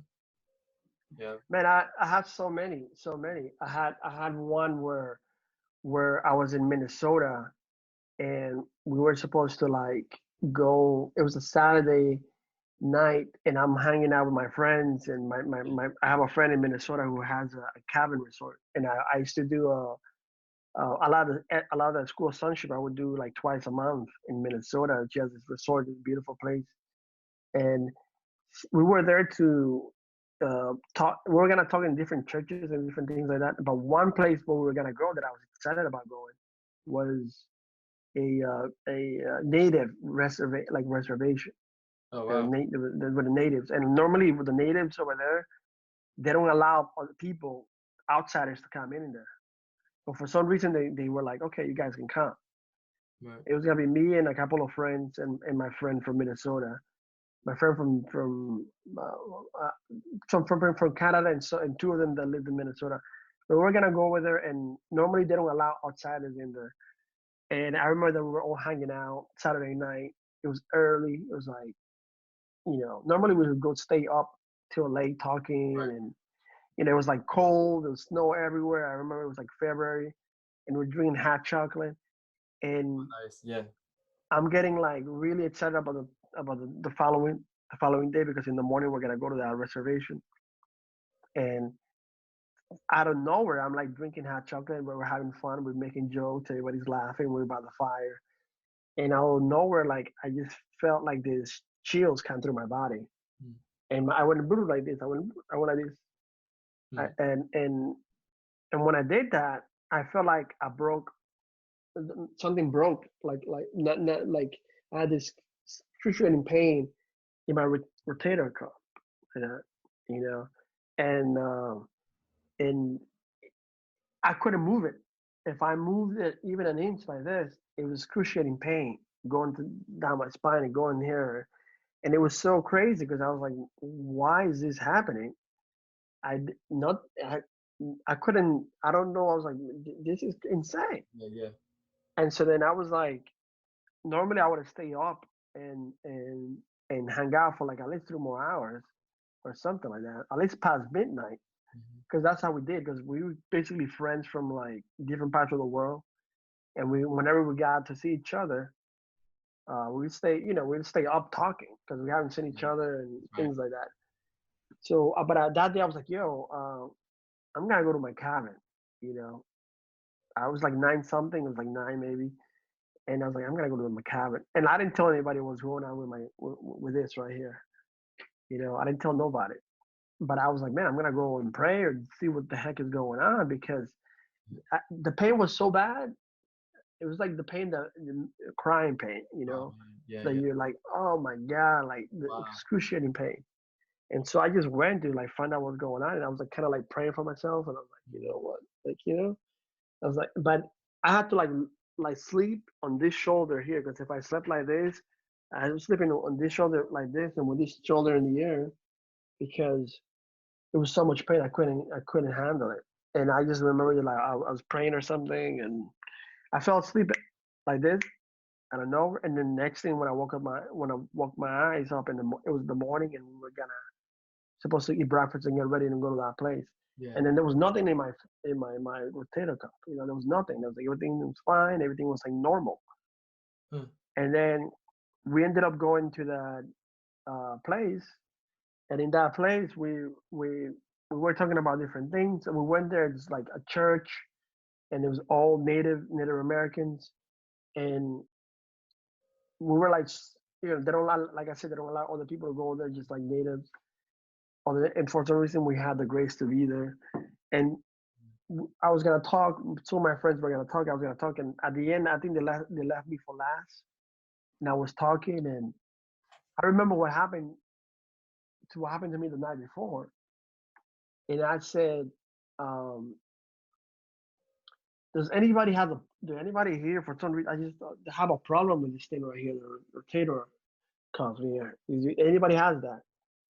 And there was a lot of people there, and like 80% of the church had problems in the same. 80% of the people that said they said they had like pain in that same area, different areas too. But like 80% of the people were like, yo, it's like 80% of the people here. That's crazy. Yeah. It is. And I was like, how can that be? What does that even represent? Everybody. People had it in both. Some people had it in both. Some people had it in one. People had it and they had that pain. You don't have to I was like, you don't have to get up, and if you just do it because your neighbor is doing it or whatever, for real, like just Yeah. for if you really for 80% of the people that were there. Right. And then the first person that came in there was this old dude, old man. He was like 89, and it was his old Native American man, and his name was like Red. They call him Grandpa Red. Right. You know, the color red. Yep. Red So bone. he's yeah. So then he came. He was the first one to come, and he was like this old dude. And then he had it in both, in the left one and the right one, and he was in a lot of pain. And he goes, I don't know. He heard me talk about all the things. Obviously, I didn't just I didn't just call that thing out. I I told some stories. I told some jokes. Yeah. Yep. You know, things like that. And I talked about relationship. You know, intimacy at that time. You know, and he was getting close to me. And when he was getting close to me, he started like crying and crying, crying, crying. And the more he got closer, the more he cried. And then they put the mic on him, and he said, I know that if I just touch you, you don't even have to pray for me. If I just touch you, this stuff is gonna go away. This pain that I have for so many years is gonna go away." And I was like, "Okay, come and give me a hug then. You know, come, let's hug out. Let's hug it out. If you believe that, let's hug it out." Yeah. So I gave him a hug, and when I gave him a hug, one of them got completely, like, the pain completely, and he was going like this. You Wow. know, like he was like going like this, and he was like screaming and then crying and excited. Mm. And then, but the other one, he still feels some pain in the other one. I said, "Oh, give me another hug." So when I gave him the second hug, that's it. You know, and he got healed from all the things that he had. Like he had like his ears got healed. Nobody prayed for that.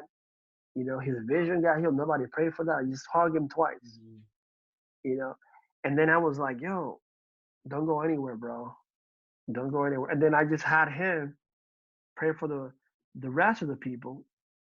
Someone else that came, and then that person prayed for somebody else, and then at the end, everybody was praying for everybody, and it was like 100% everybody in that place healed from, not only that, from other things.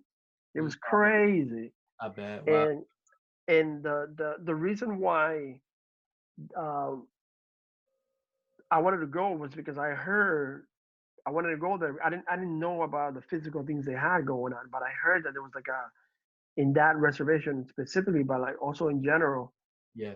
a high level percentage of people of alcoholism, people that were alcoholics and sex trafficking within the tribes and the reservation, and a lot of problems they had, you know, and because they didn't allow, they had their own police, they don't allow outsiders to come in, and they have their own laws. A lot of crazy stuff was going on. So I wanted to go there, and when we went there, like, the place got revolutionized. Mm. You know, the alcoholism gone. You know, depression gone. A lot of stuff just gone. You know, different things. I haven't gone back. I would like to go back and check them out, but I've heard that, you know, after time that we were out of there, that stuff continued there, and they were like, "Man, who are these people?" Wow. You know. But it was a very uncomfortable night for me at the beginning. You know, and I was like, "Yo, this is crazy, man." I like to just hear stuff. I don't necessarily want to feel pain in I know, my right? you know. That's funny. But I'm just telling you, I'm used to the weird stuff, you know. Yeah. So, Yeah. Same with me, man. And I know that one is like representing like a spiritual burden, because you know you carry burdens on the shoulders, and the right side yeah, of the spiritual side, yeah, man. yeah, And mostly yeah. we're all dealing with it. Yeah, I mean, those people were very perceptive. You know, they were very like. Mm-hmm. I think if we would like, I like that. You know, like, for example, like my background. You know, I'm from Dominican Republic, Yep. but you know, Dominicans were a mixture. You know, just like Puerto Ricans and Cubans and Mm-hmm. people in the Caribbean. Different people, like we have the native Caribbean, which is like Taino. Mm-hmm.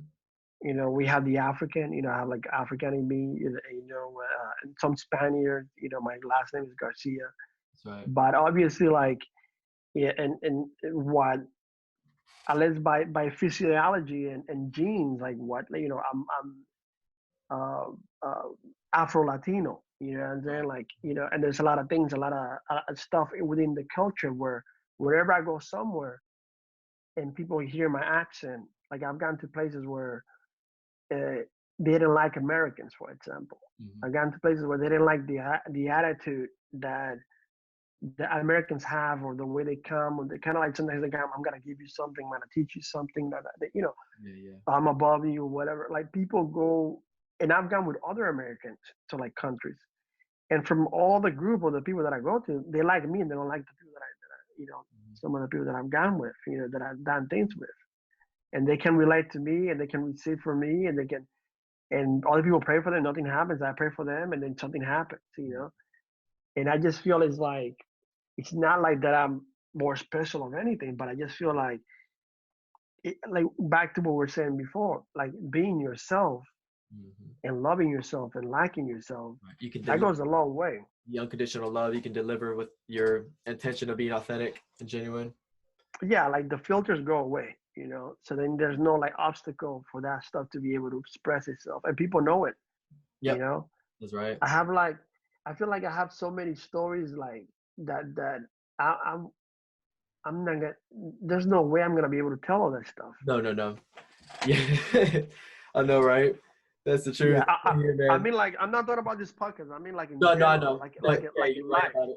Even when you have a conversation with somebody and you're hanging out, and even if you want to hear tell us some miracle stories, and you go, oh, well, you don't know how to start unless they say a certain word, and it's gonna remind you of one of the billions in that category. They're on a daily basis, ain't they?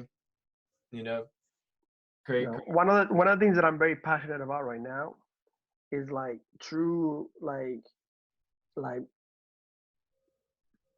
delivering love and consciousness, and in a level that within my own consciousness, like it helps elevate the consciousness of people around me in society, like the content that I want to produce, the things that I want to share, because there's a lot of things that, like, a lot of issues within the human experience that I'm very passionate about.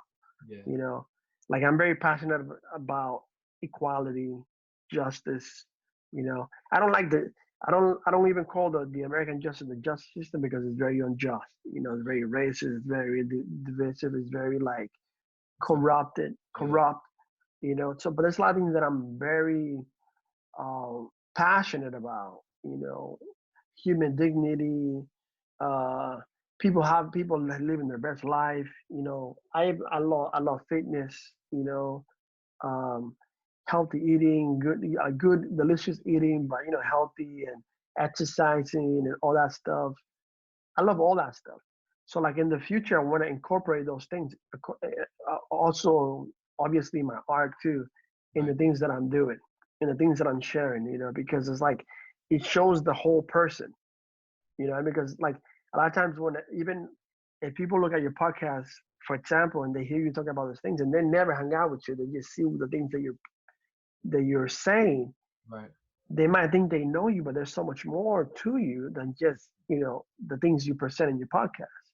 Mhm. You know what I'm saying? So that's what I'm saying. Like, people need to see real people. Yeah. I feel like the more real people that we see, the more that we can, like, receive from each other, Right. learn from each other, grow Sure. with each other.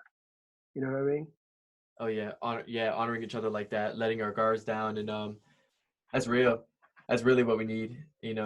Is that's like, it's funny because they say that the road is narrow, and the narrow road is simply keeping it real. That's a narrow, Yeah, and yeah, the message is simple: keep it real. yeah, Yep. yeah. Like, there's not a lot of things that I subscribe to. I feel like, for me, like, I like the basics of, like, because I think the basics of love, the basics of humility, or peace, joy, simplicity, wisdom, all that stuff, power. The basics, it's all you really need. Like, you don't need to have to try to get into, like, anything, because the simplest things are the most powerful things. Oh, they are. Oh, they are. It's like I said, like, the child is king. Like,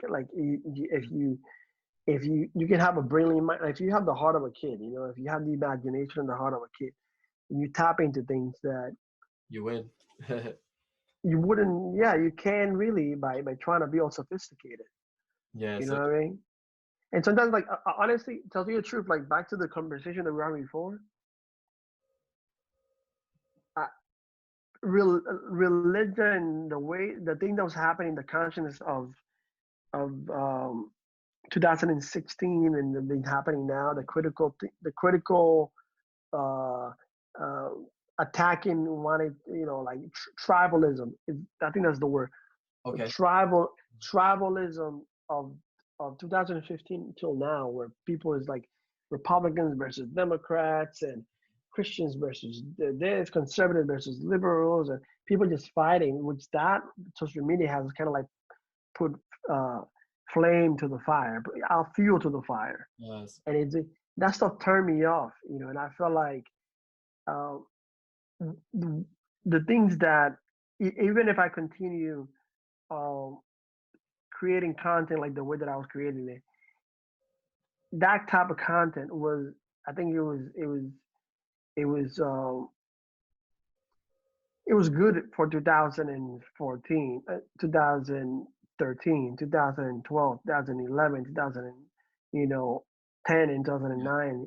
All the way, that was cool. But then the conscience of people change. Right. The same way, like if you see that whenever something happens, like here in America, let's say 9/11. Yeah. Yeah.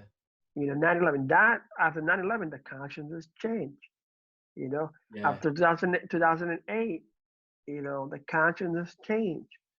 Then 2016, 2015, the conscience has changed. And now with this Corona thing, the conscience has changed. But like we need to like be ready and prepare if we want to like add to the conversation, if we want to like be a blessing. If you just want to like express yourself and be someone who expresses and you're successfully being yourself in this atmosphere, you gotta love yourself. You gotta like yourself. You have to be authentic, And if you do have like, if you have something to share, yeah, do it, but be yourself. Right. Right. Don't ever like not be yourself and not love yourself.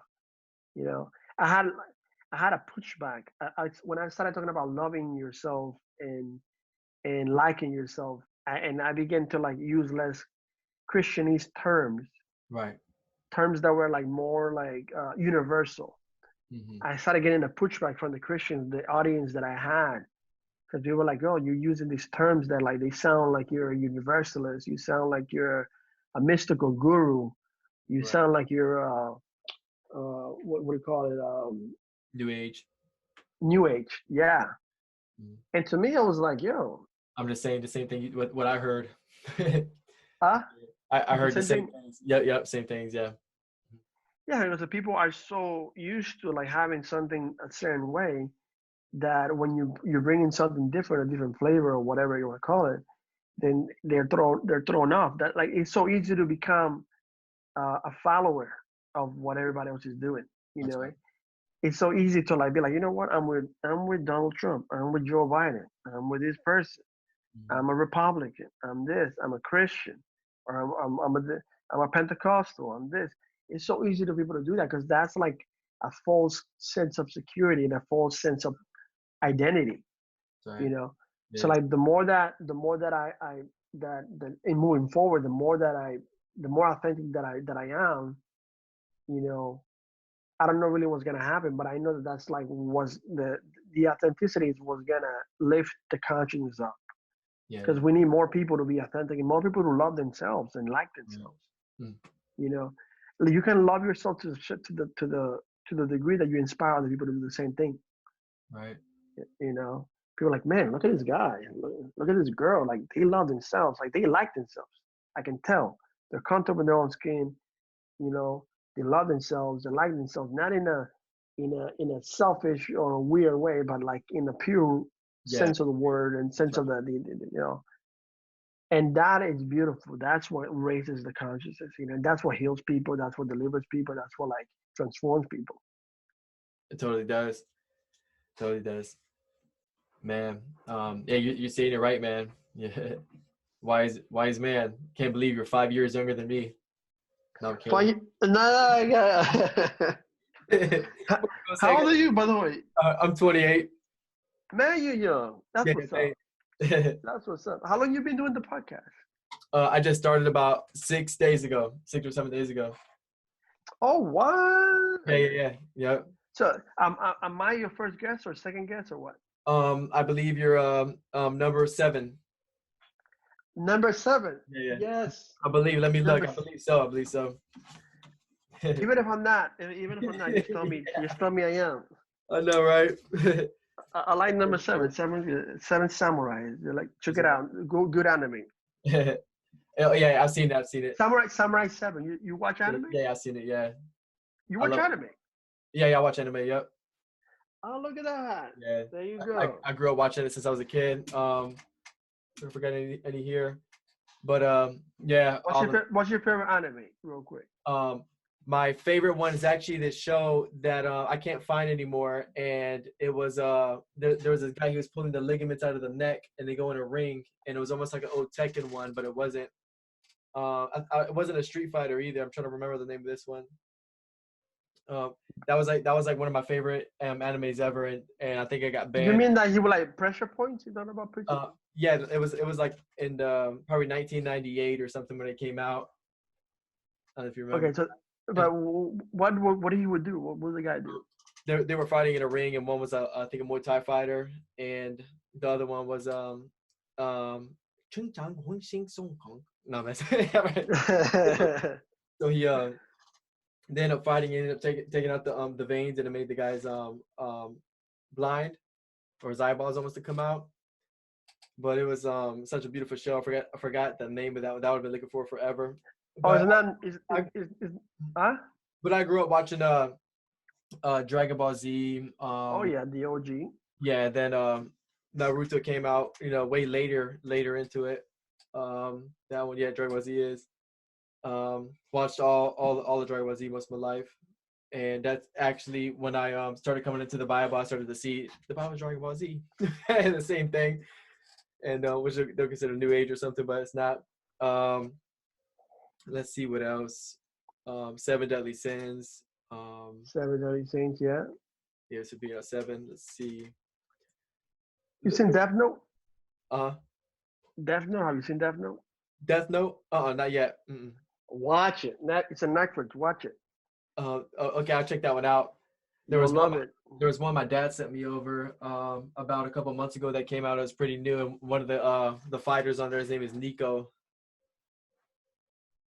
I don't know if you know what I'm talking about.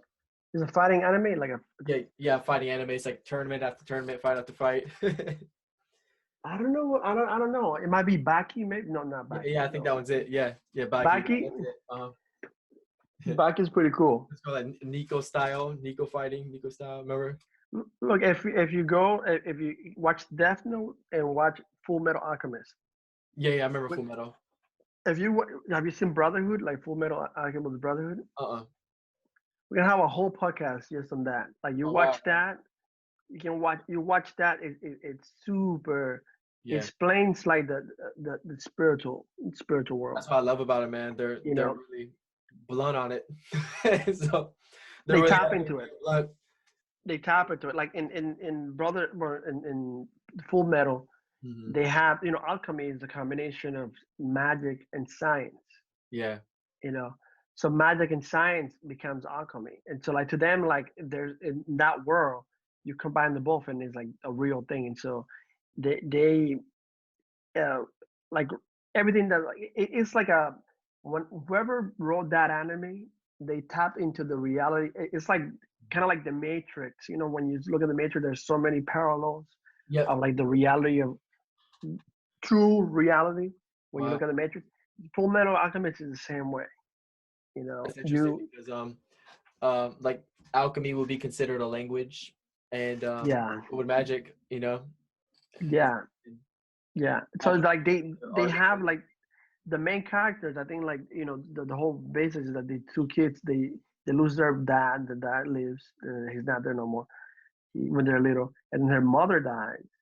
And then they try to use alchemy, and alchemy has certain rules that you cannot really break. For example, like they have certain rules of alchemy. One is like the law of equivalent exchange. So like if you want something, you gotta give something in equal importance to receive something in alchemy.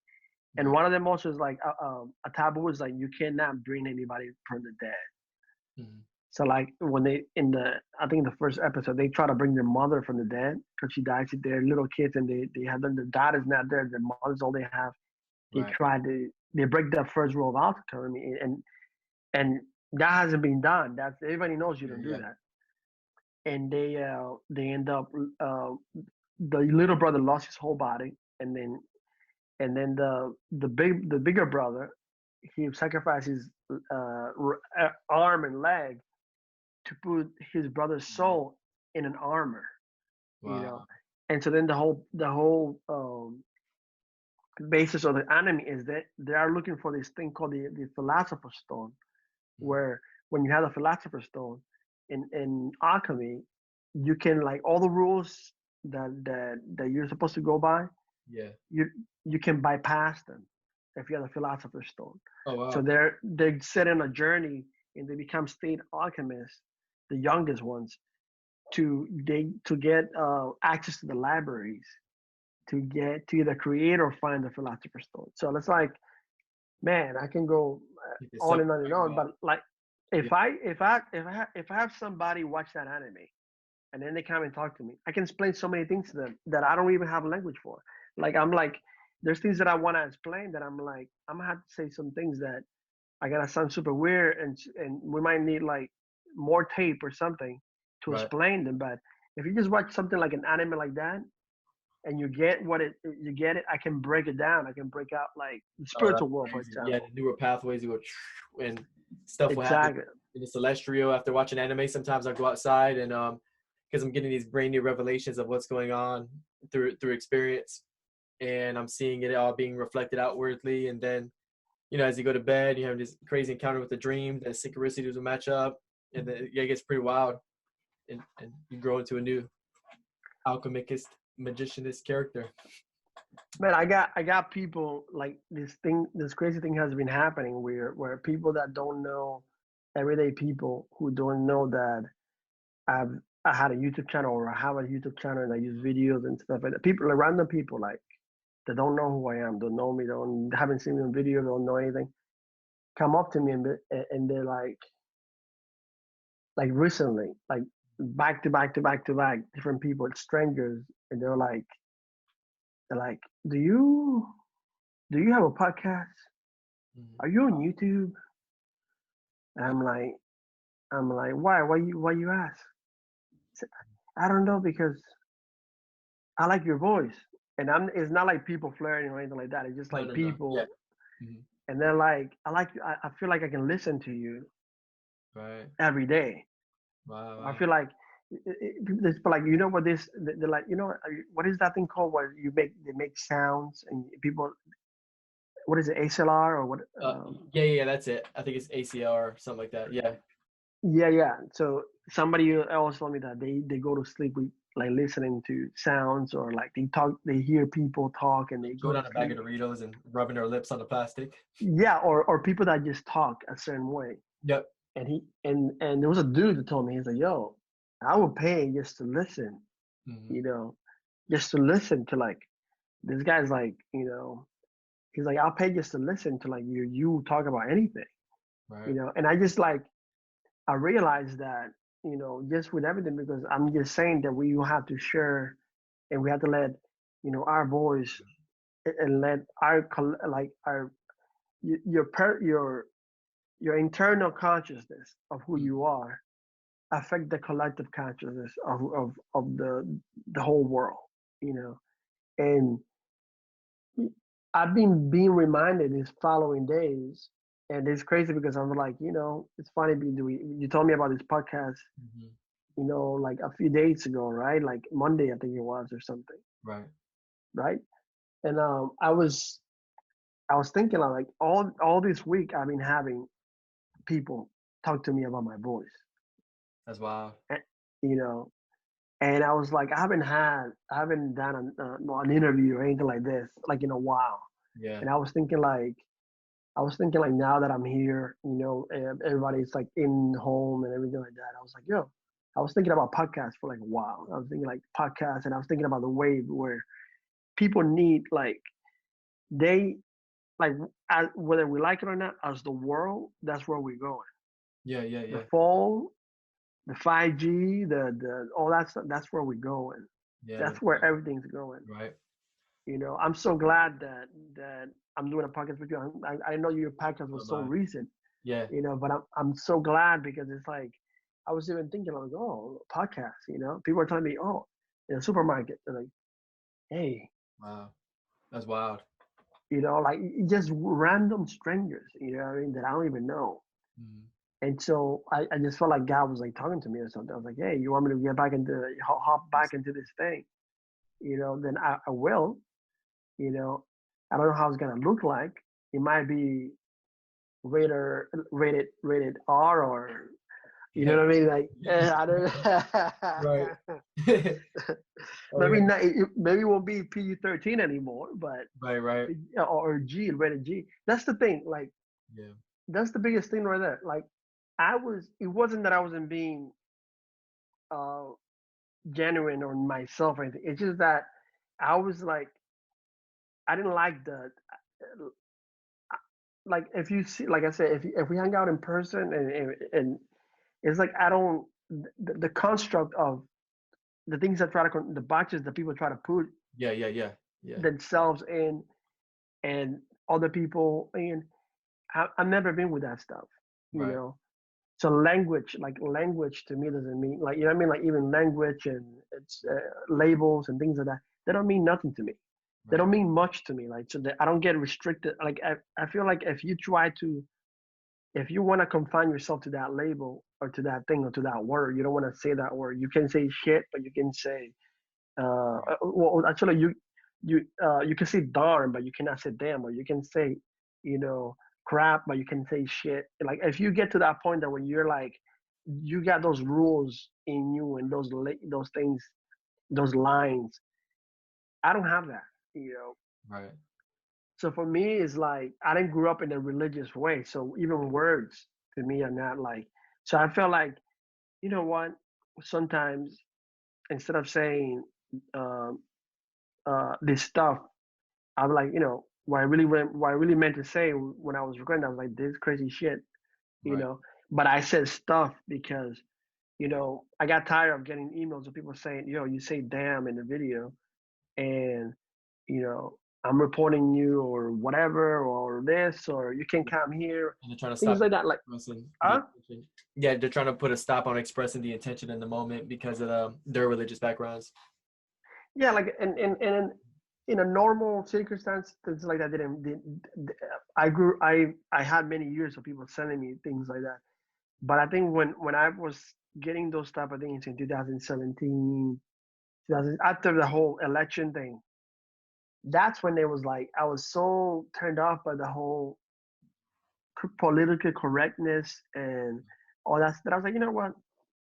I'm not even inspired to like, you know, do this. I'm just gonna like focus on my art and focus on my everyday life. Right. You know, Right. like I feel like sometimes you do things and you say things, and maybe you're ahead of your time. A Mm. lot of times you're ahead of your time, and some people cannot and will not accept it. You Yeah. know, and then but there are people. There's a lot of people that will accept it, but Right. the masses will not. And then later on, they find the thing, the content. Or I have people till this day. They're like, "Yo, I found one of your videos, and oh my god, you know, like I saw this video in 2016, and I hated you for it. I didn't agree with you. I thought you were whack. I thought you were a false prophet. I thought you were this. And I saw your video again in 2020, Mhm. and oh my god, you know, I get what you were trying to say back in 2016. And I was like, man, that's awesome. That's why the content's still there. Yeah, yeah, exactly, You know, exactly. That's right. it's, it's still there. But you know, like if you don't mind being uh, attacked, if you don't mind being misunderstood, if you don't mind being um, whatever, whatever you want to call it, uh, anything, and then you know, if you don't mind any of that stuff, and you can be yourself, then you should be in a platform talking. Right. That's good. You know what I mean? Like you should be in a platform talking. You know, there's so many people that there's so many things in life that are important, and we are not. Uh, a lot of times we're not like giving attention to those things that are important, Mm. and we give things. important to something so stupid like, oh, you say damn, or you say shit, you know. And like I think that stuff is like it deceives you into thinking that like it distracts you from the important stuff. That's it. Yep. Because they're focused on this little nonsense, and they miss the whole entire big picture. What we're leading their consciousness up to, you know. Exactly. Those words were chosen was because that was the intention of the vibration. It was meant for those that were actually opening their hearts to receive 100-fold. You know? Yeah. Like I realized that for me, if I see someone and they take themselves too seriously, or they're not funny, or they don't care about humor, it's hard for me to buy with those people, and it's hard for me to even trust where they're coming from. Right. Like you cannot joke, you cannot like for me, comedy is a big thing, you know. Yeah. Like for me, like I feel like the way that I met, God is funny as hell to me. Right. You know, it's hilarious. You know what I'm saying? So it's like comedy is part of my life. So like I like comedy, and sometimes like even people that they said this is not religion, this is spirituality. This is spirituality. This is not religion. Boring as hell. Yeah. I'm like, if this is like spirituality, I'm like, bro, like this is a boring ass spirituality. You know, Yeah. I'll pass. Give me something else. You know, like call us something. I mean, don't call that spirituality. You know. Right. And there's sometimes people that are like, oh, we're not religious, we're spiritual, we're this, but boring, no compassion for other people who don't agree with them, no patience, no nothing, just like, you know. So to me, like I obviously I learned to see all these different things, and I realized that, you know, before when I was saying these things and I was doing that, and now I'm getting messages from people saying, 4 years ago, 5 years ago, when I saw you, I judged you. I didn't like it, and I just thought you were like in a false prophet, you know, or just some fool. And now I get it. I realize, you know, this stuff is it's gonna take some time.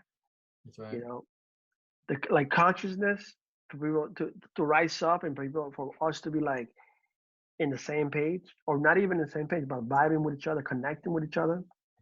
That takes time, you know. That takes time, and also takes like people like you, for example. You know, like what made you wanna create a podcast? Well, I've was encouraged by watching other podcasters, and how neutral a lot of them were. My buddy True Sika, when I was watching his podcast, and I was watching all the people he was getting on the shows, I've also I'm in contact with a lot of great people that are so open-minded, but a lot of them are not getting their stuff out there at all, and wondering why. For example, like you know what I mean, right? You are in your own ways. I'm not sure what's going on the other side personally in your life, but there's other people that have these amazing gifts and these talents and different ways they can express themselves. And I'm like, man, I'd love to have put this on a channel here where everyone could just all come together and actually see these type of views. Or even if I brung like a certain type of crowd with me or audience with me, I'd like to shake them up. They may mess my content up a little bit, right? But at the same time, it's still I still leave my old content on there as well, like you were doing, where they'll see me being very religious or radical, or have this zeal, and or even some old wisdom on there that is still relatable or ahead of its time up to this day. And I know that people they'll be back. There's times where I talked about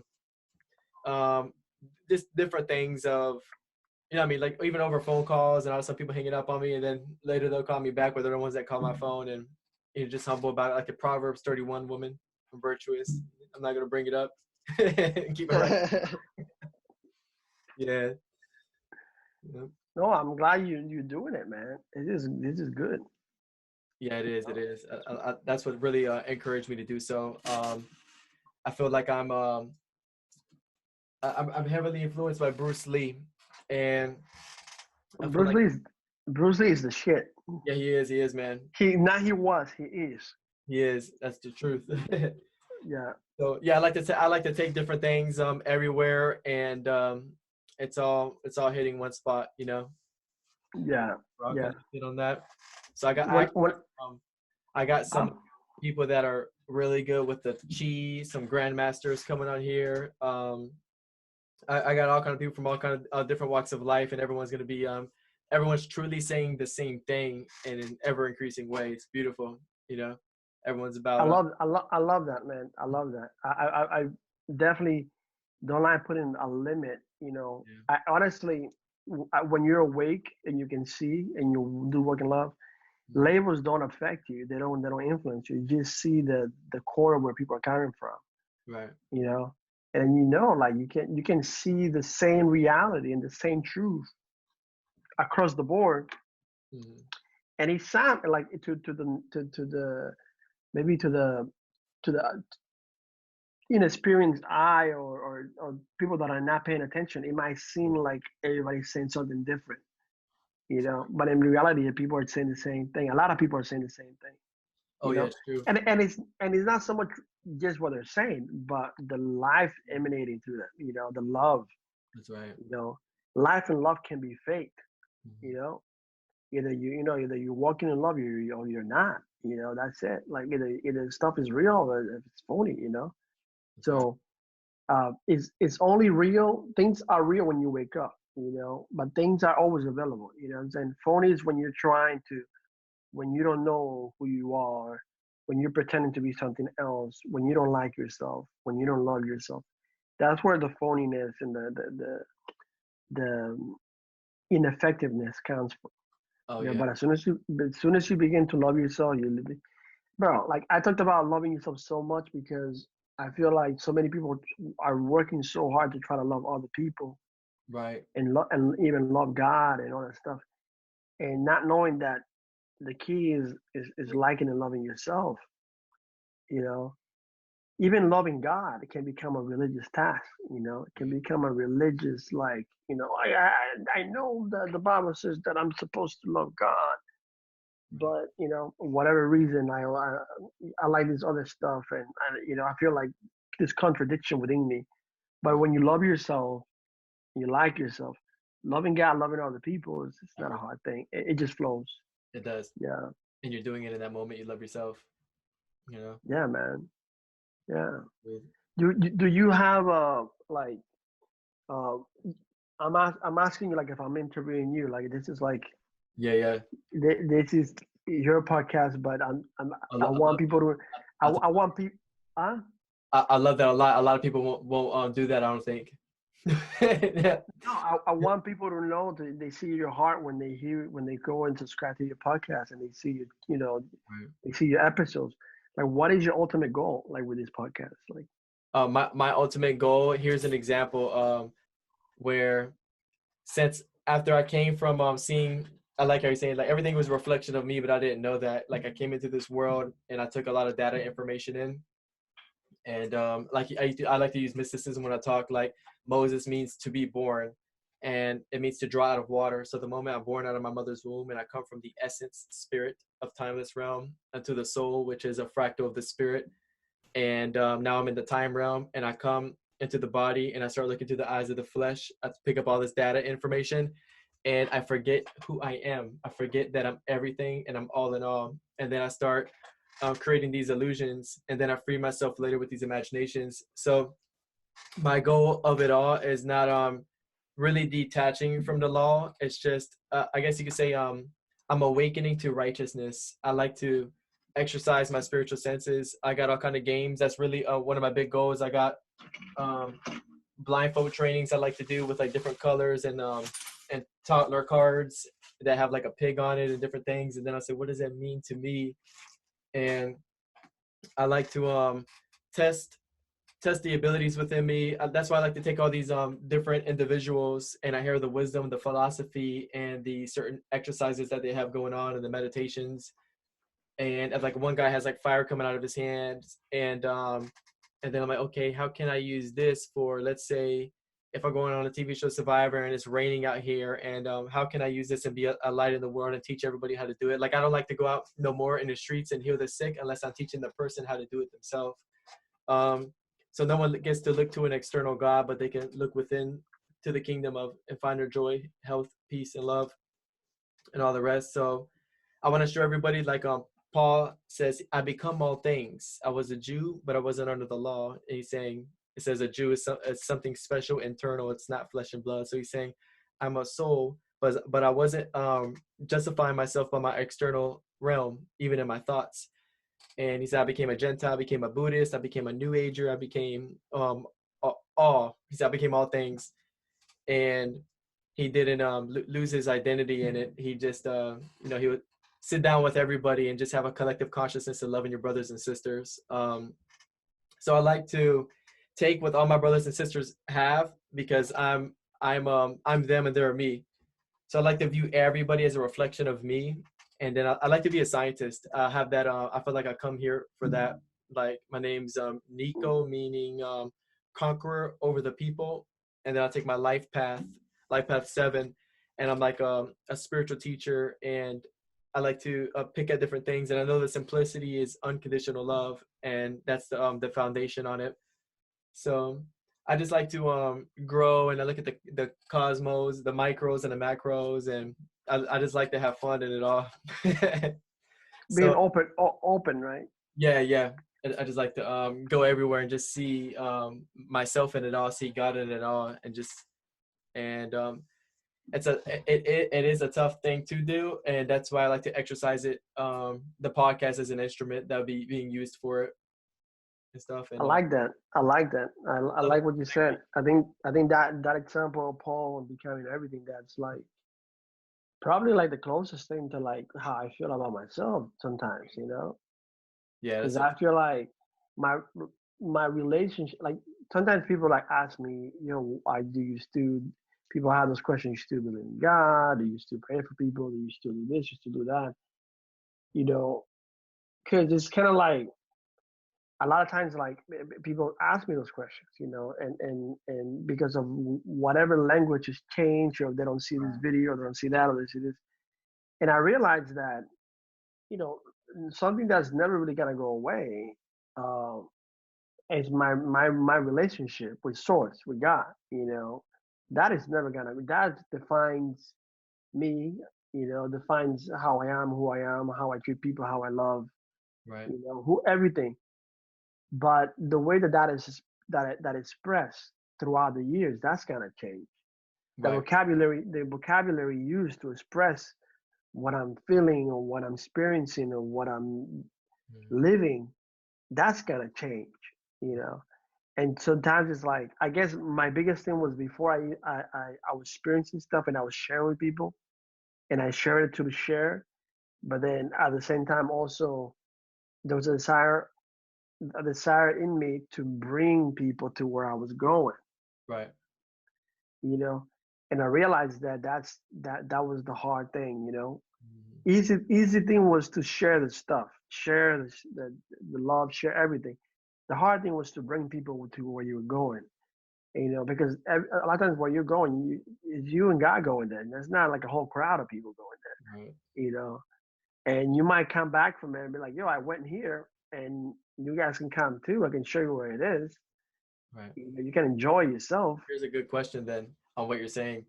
How would you give advice or wisdom for someone that is going through that season where you're bringing your brother or sister somewhere with you, and you're bringing somebody with you, and at the same time you perceive them as falling away, and you have to love yourself.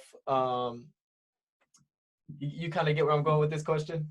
No, I mean, because do you go like, let's say if it looks like you're failing to bring them with you, so how would you love yourself? And a person like, that's some new age stuff right there. You're deceived. You're a false prophet. You go, dang, I'm good. Or you go, I'm exercising my Simon Peter, and they're actually saying, wow, you're amazing. I'm gonna follow this narrow road because this is actually my journey too.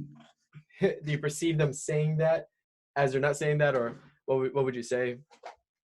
I mean, if I understand correctly, I think that for me, me personally, Yeah. I think like, again, like I try, like I even the craziest video that I have, the craziest story that I have, the craziest thing that I've, even the experiences that I have been able to articulate the best to the best of my ability, or even my journey to the best of my ability. I've never really been able to find um, the words.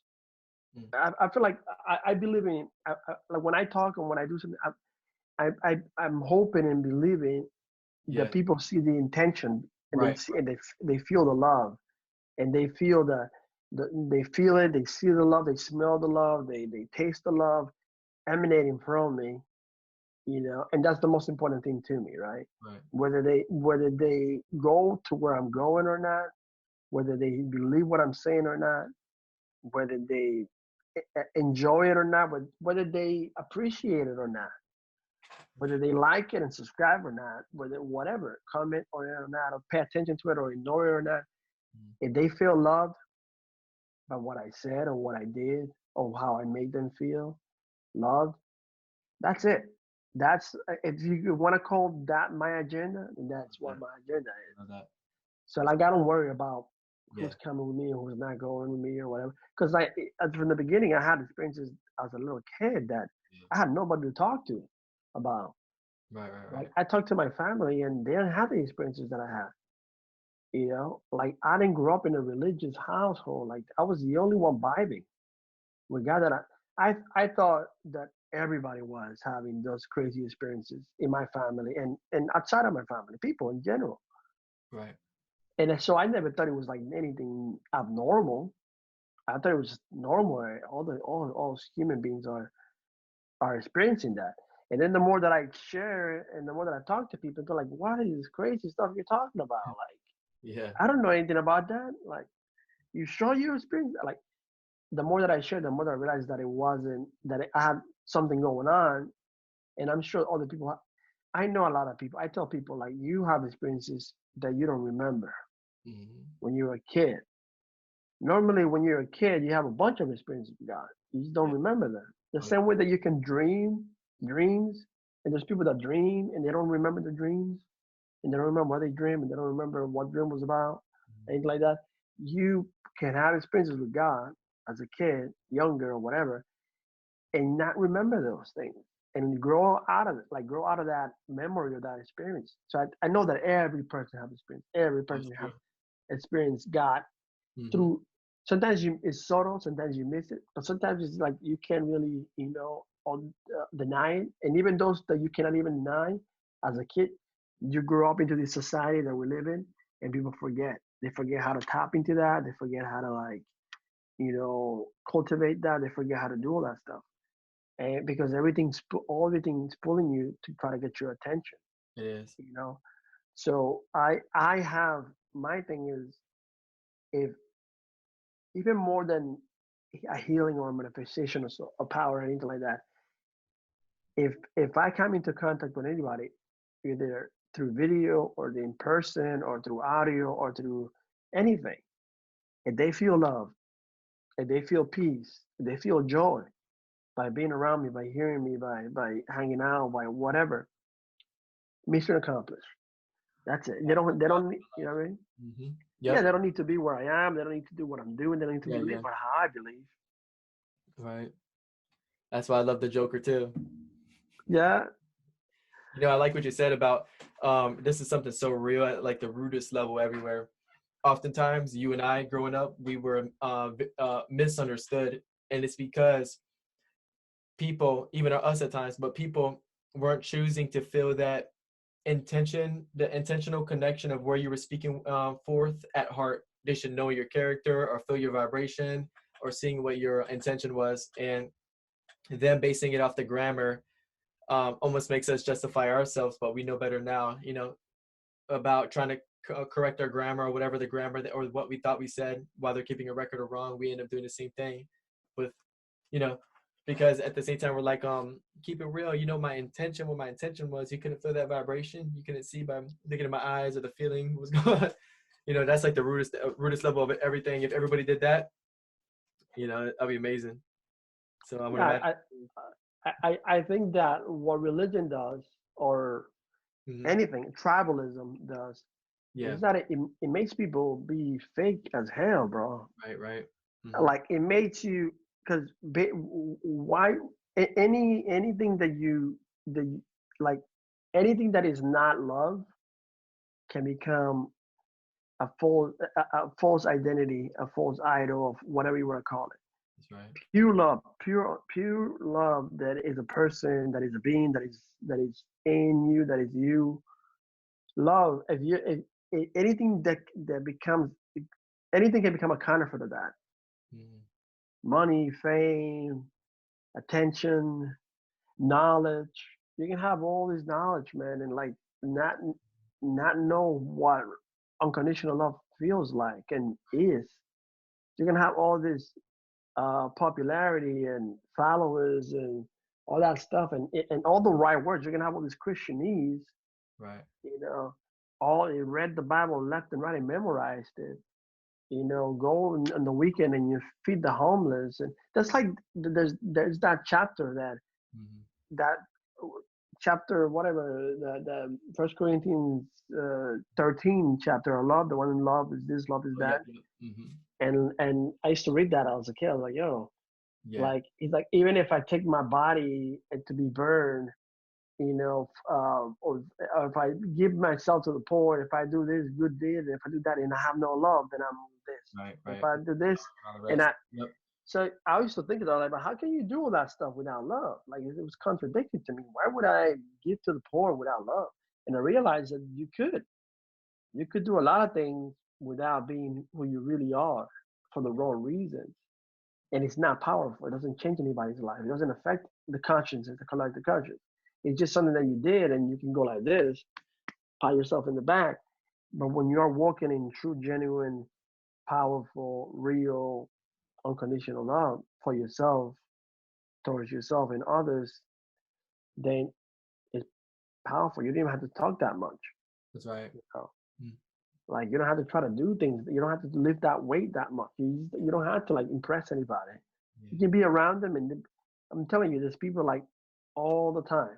I go out there somewhere, and before I didn't know what it was when I was younger. Mm-hmm. Now I know what it is, but and I embrace it. But go out there and people like, yo, where you come from? What's wrong with you? Like, you Right. know, you just different. Like, and I'm like, oh, I'm from the Dominican Republic.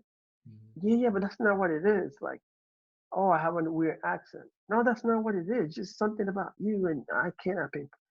I'm like, I don't know. I look funny, maybe. I don't know.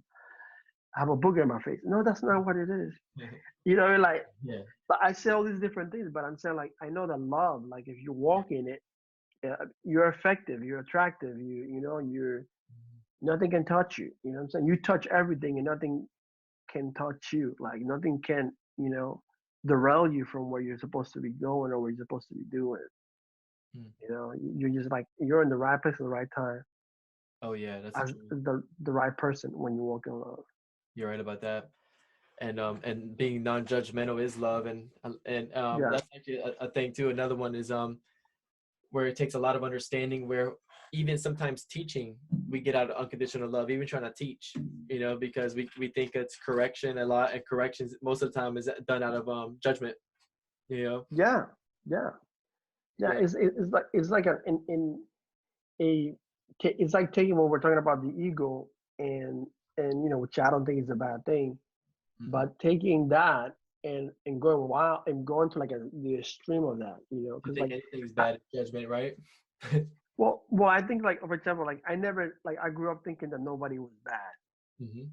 You know, I grew up thinking like I still today I don't think that there's like evil people. Like you hear you if you look at the news and you see some of the things that people are doing to other people, Mm-hmm. or like I don't look at the news, but let's say I used to hear stories like or just read crazy stories where like a mother put her child in the oven, you know, or parents were abusing their kids and they had them tied up and not giving them food, or a husband, you know, father raped his daughter, Right. or Right. it's a crazy, heinous, like things that you're like, man, some Yeah. evil, yeah, there's some evil, crazy ass people to do that. You know, like I would think, you know, but when I was younger, I was like, I grew up thinking that everybody was good, you know, I was like, you know, and I would think like if people are doing evil things, and maybe just they're just being influenced by the devil or something. But people in in their core, in their nature that are good, and that's how I grew up, and that's what I think, Mhm. But I realized that what evil is extreme selfishness. That's what, if you want to call evil, like not just like doing bad things or whatever, but it's like selfishness is when you fall in love with your ego, Right, with right. your own ego. When you and the ego is there, it serves a purpose, and it serves a purpose. But when you don't have a purpose yourself, when you're not, what, like I said, if you're not walking in love, then you can walk in anything else. If you don't know what love is, then love can look like anything else. Judgment can look like love. That's right. This discipline your kid to the point that you beat them up and they're bleeding, that can look like love. Right. Going out there and preaching and saying, hey, you guys all gotta go to hell, you lesbians and you this and you that and you abortion people, everybody, you liberals, you all gotta go to hell. That to you could look like love, you know. And so, because if you don't experience the genuine, real thing, then anything else can look like it. Mhm. So what I mean is that um, when something is not balanced, when let's say the ego is not balanced, you can fall into it. You can fall into any trap, any deception. When you're not loving yourself, when you're not liking yourself, you can fall into any type of deception. Mhm. You know, and so like it's not difficult to walk in love. The problem is that there's so many different options, and the way the system is the system, the world, or whatever you want to call it, the way that is like designed because of the way that is operating right now because of the collective consciousness Yep.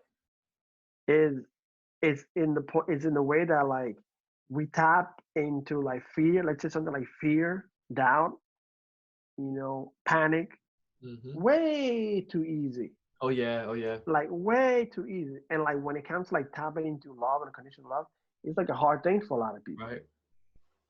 because the way the collective consciousness, because the collective consciousness is in a way like, in order for you to like not be affected by the collective consciousness of the world, you have to be walking in love. If you're walking in love, then you can become someone who affects the collective consciousness of like how many billions of people. But if Right. you're not walking in that, anything can affect you. You can be panicking like with everybody else. You can be, living in scarcity and lack and doubt and Yeah. Yeah. fear and That's right. sickness, all that stuff, like everybody else, because it's a collective consciousness, And we all thinking like people for so many years they've been praying, religious people, for God to come and cancel that.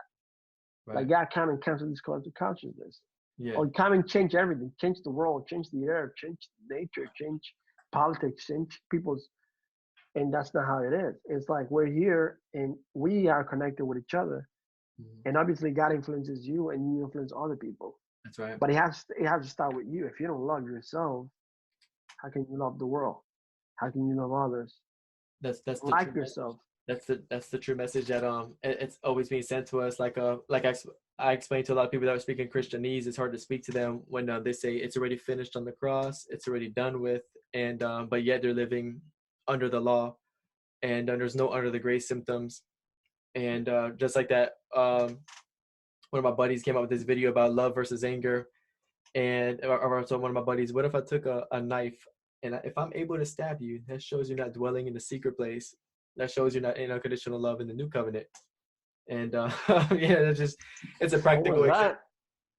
Say He again? said that. He said if he's able to stab you, you're not in the secret place. Oh yeah, I was telling my buddy that like if I'm able to put any of these symptoms in Psalms 91 that won't happen to them if they're dwelling in the secret place, then obviously they're not dwelling in the secret place. You know. What did he say? What did he say?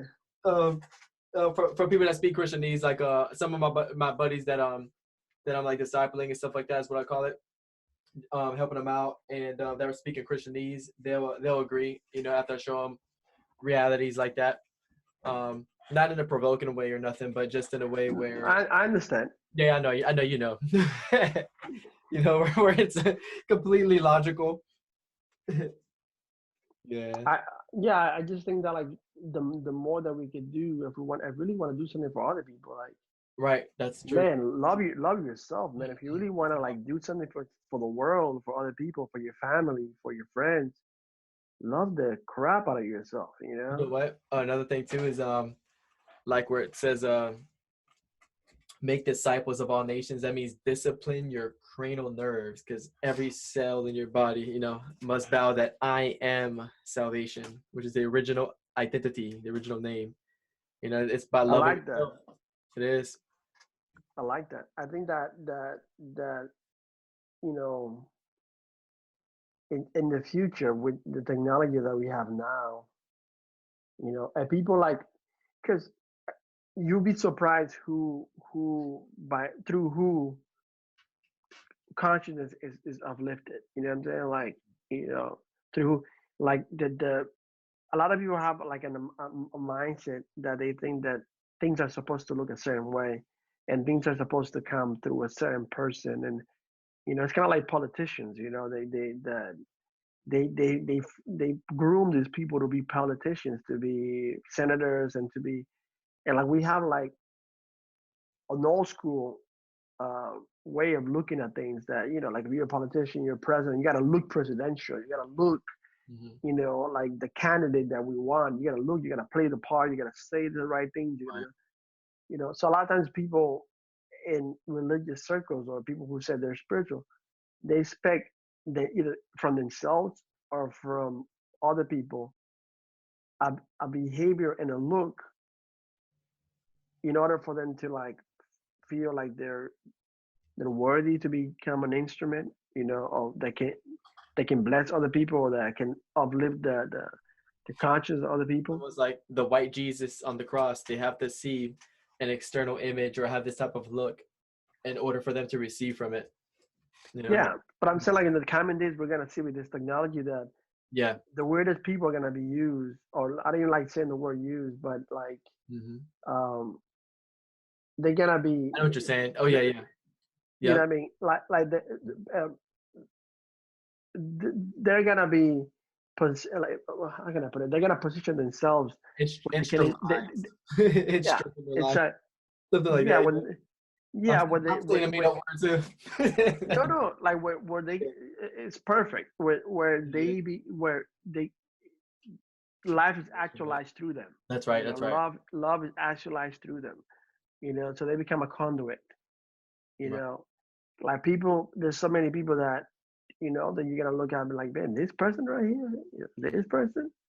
You know, I used to get like, I remember when I didn't grow up in church, but the times that I was in church when I was like a teenager and stuff like that, I would go to this church and they were like into prophecy and all type of stuff, Mhm. and I wouldn't go like, there was like a time that I could be anywhere in the church, inside the church or outside the church, and somebody would come from like Africa or from like a prophet from Africa, from somewhere, or from Oh yeah. England or wherever, and they'll be like, "Oh, God sent me here for like this one person Mm-hmm. to talk to this one, to prophesy to this one," and they'll walk around the church, and it's like I used to go to like a mega church, like Yeah, yeah. to go to that. It was like the And you guys used to biggest. walk all the way around, prophesying around the whole What side. they will walk around, and looking for this one person. Mm-hmm. And I was like new there. I was like, um, I was pretty young, and I was there. I was like, I didn't know that prophets were coming from other people, from other countries, and people were doing that. And they would come and they would like talk, and they would like point at me and talk to me and prophesy this crazy stuff to me. This is before I was recording anything, before I was, you know, anywhere on YouTube or anything. Yeah. And they will talk to me and prophesy. And then next week, somebody else who doesn't know that person, who doesn't, will come, and it's a church of like 7,000 people. And they'll walk around looking for the person, and it'll be me the next week too. Oh wow. You know?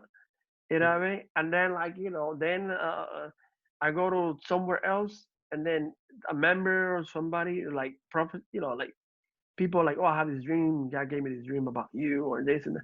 And all these things were like, it became annoying to a point. Mhm. It was happening so much time that I thought it was like, it felt like conspiracy. Yeah, yeah. You know, like these people don't know each other, but what the hell is going on? You know, Yeah, like yeah, yeah. why? It was. So I grew up listening to like people saying that God was gonna use me, and and that these people are gonna be like, this guy's weird, but like I don't know, this is so crazy and it's weird. It's gonna look weird, but people are gonna know that it's God, that it's to you. Even though it might look weird, it might look like something out of the norm.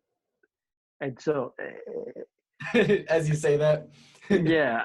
Right. So like I grew up listening to all that stuff when I was in the church circle, and I didn't pay much attention to that stuff back then. Right. But now, like I'm older and I've seen how some of the things have played out in my life, I realized that, you know, like I said, like whether like I take a hiatus and I'm back, and I'm marinating with myself, whatever, I cannot escape whatever is supposed to be manifested through me, and whatever is I cannot escape it. If I go to the supermarket and those people are there, they're there waiting for me. Right. If I go somewhere else, that's waiting for me. I cannot escape it, even if I wanted to. Yeah. I don't want to. No. If I wanted to, like I can't escape it, so I don't worry about it. You know what I'm saying? So like I feel like more people need to not necessarily be like me or anything like that. I'm not saying that, but more people need to like have that confidence or cultivate that confidence where like you just enjoy your relationship and you enjoy your life and you love on yourself. And man, everything else is gonna be easy. Loving other people is gonna be easy. Walking in your destiny, your purpose is gonna be easy. Being happy, being full of joy, it's gonna be easy. The depression is gonna be impossible. That's right. Loneliness is gonna be impossible. It's gonna be something strange, impossible, something that is like, what the heck is that? Failure, like all that stuff. All that stuff is gonna like, when you, I'm telling you, when I go back to the same thing, loving yourself, when you love yourself and you like yourself and you're genuine, and you're truthful and you're genuine, you're transparent, That's the you're ultimate. vulnerable. Yeah. We gotta do. I'm inviting myself to your podcast again. I don't know. I was going to ask you that. I would like you to talk about two things next time. I want to speak about what is it like to balance the ego and more in detail about loving yourself, as in what does that look like, type of thing. As examples, maybe meditation, hanging out with yourself, being simple, talking to yourself, things like that. Yeah. Well, write it down, and I will. and then bring it up. I don't know if I'm gonna remember. I know, right? And like, my personality. I can stay on topic, but sometimes, like, to me, since everything's like connected and related, I just bring it back. I just kind of like bring it back. Oh yeah, I know, right? Like I'm sorry talking about loving yourself, and next thing you know, I'm talking about like, being genuine in yourself, and then you realize that it's the same thing. Yep, it is. That's the key. And it might seem contradicting or different to some people, but when you realize, when you are experiencing the reality of love, of reality itself, right, then you can see it everywhere. So it's not like, oh my God, this is one thing and this is red and this is blue, and they're two different things. No, you see, the red is a form of blue and the blue is a form of red, and they're one, and it's all love. It is. That is the truth. That is the truth, brother. It's like poetry, right? It definitely is. So I'm gonna keep you on here. We'll just give everybody, hey, wave, see ya. I keep you on. Come again. For real. Be back, guys.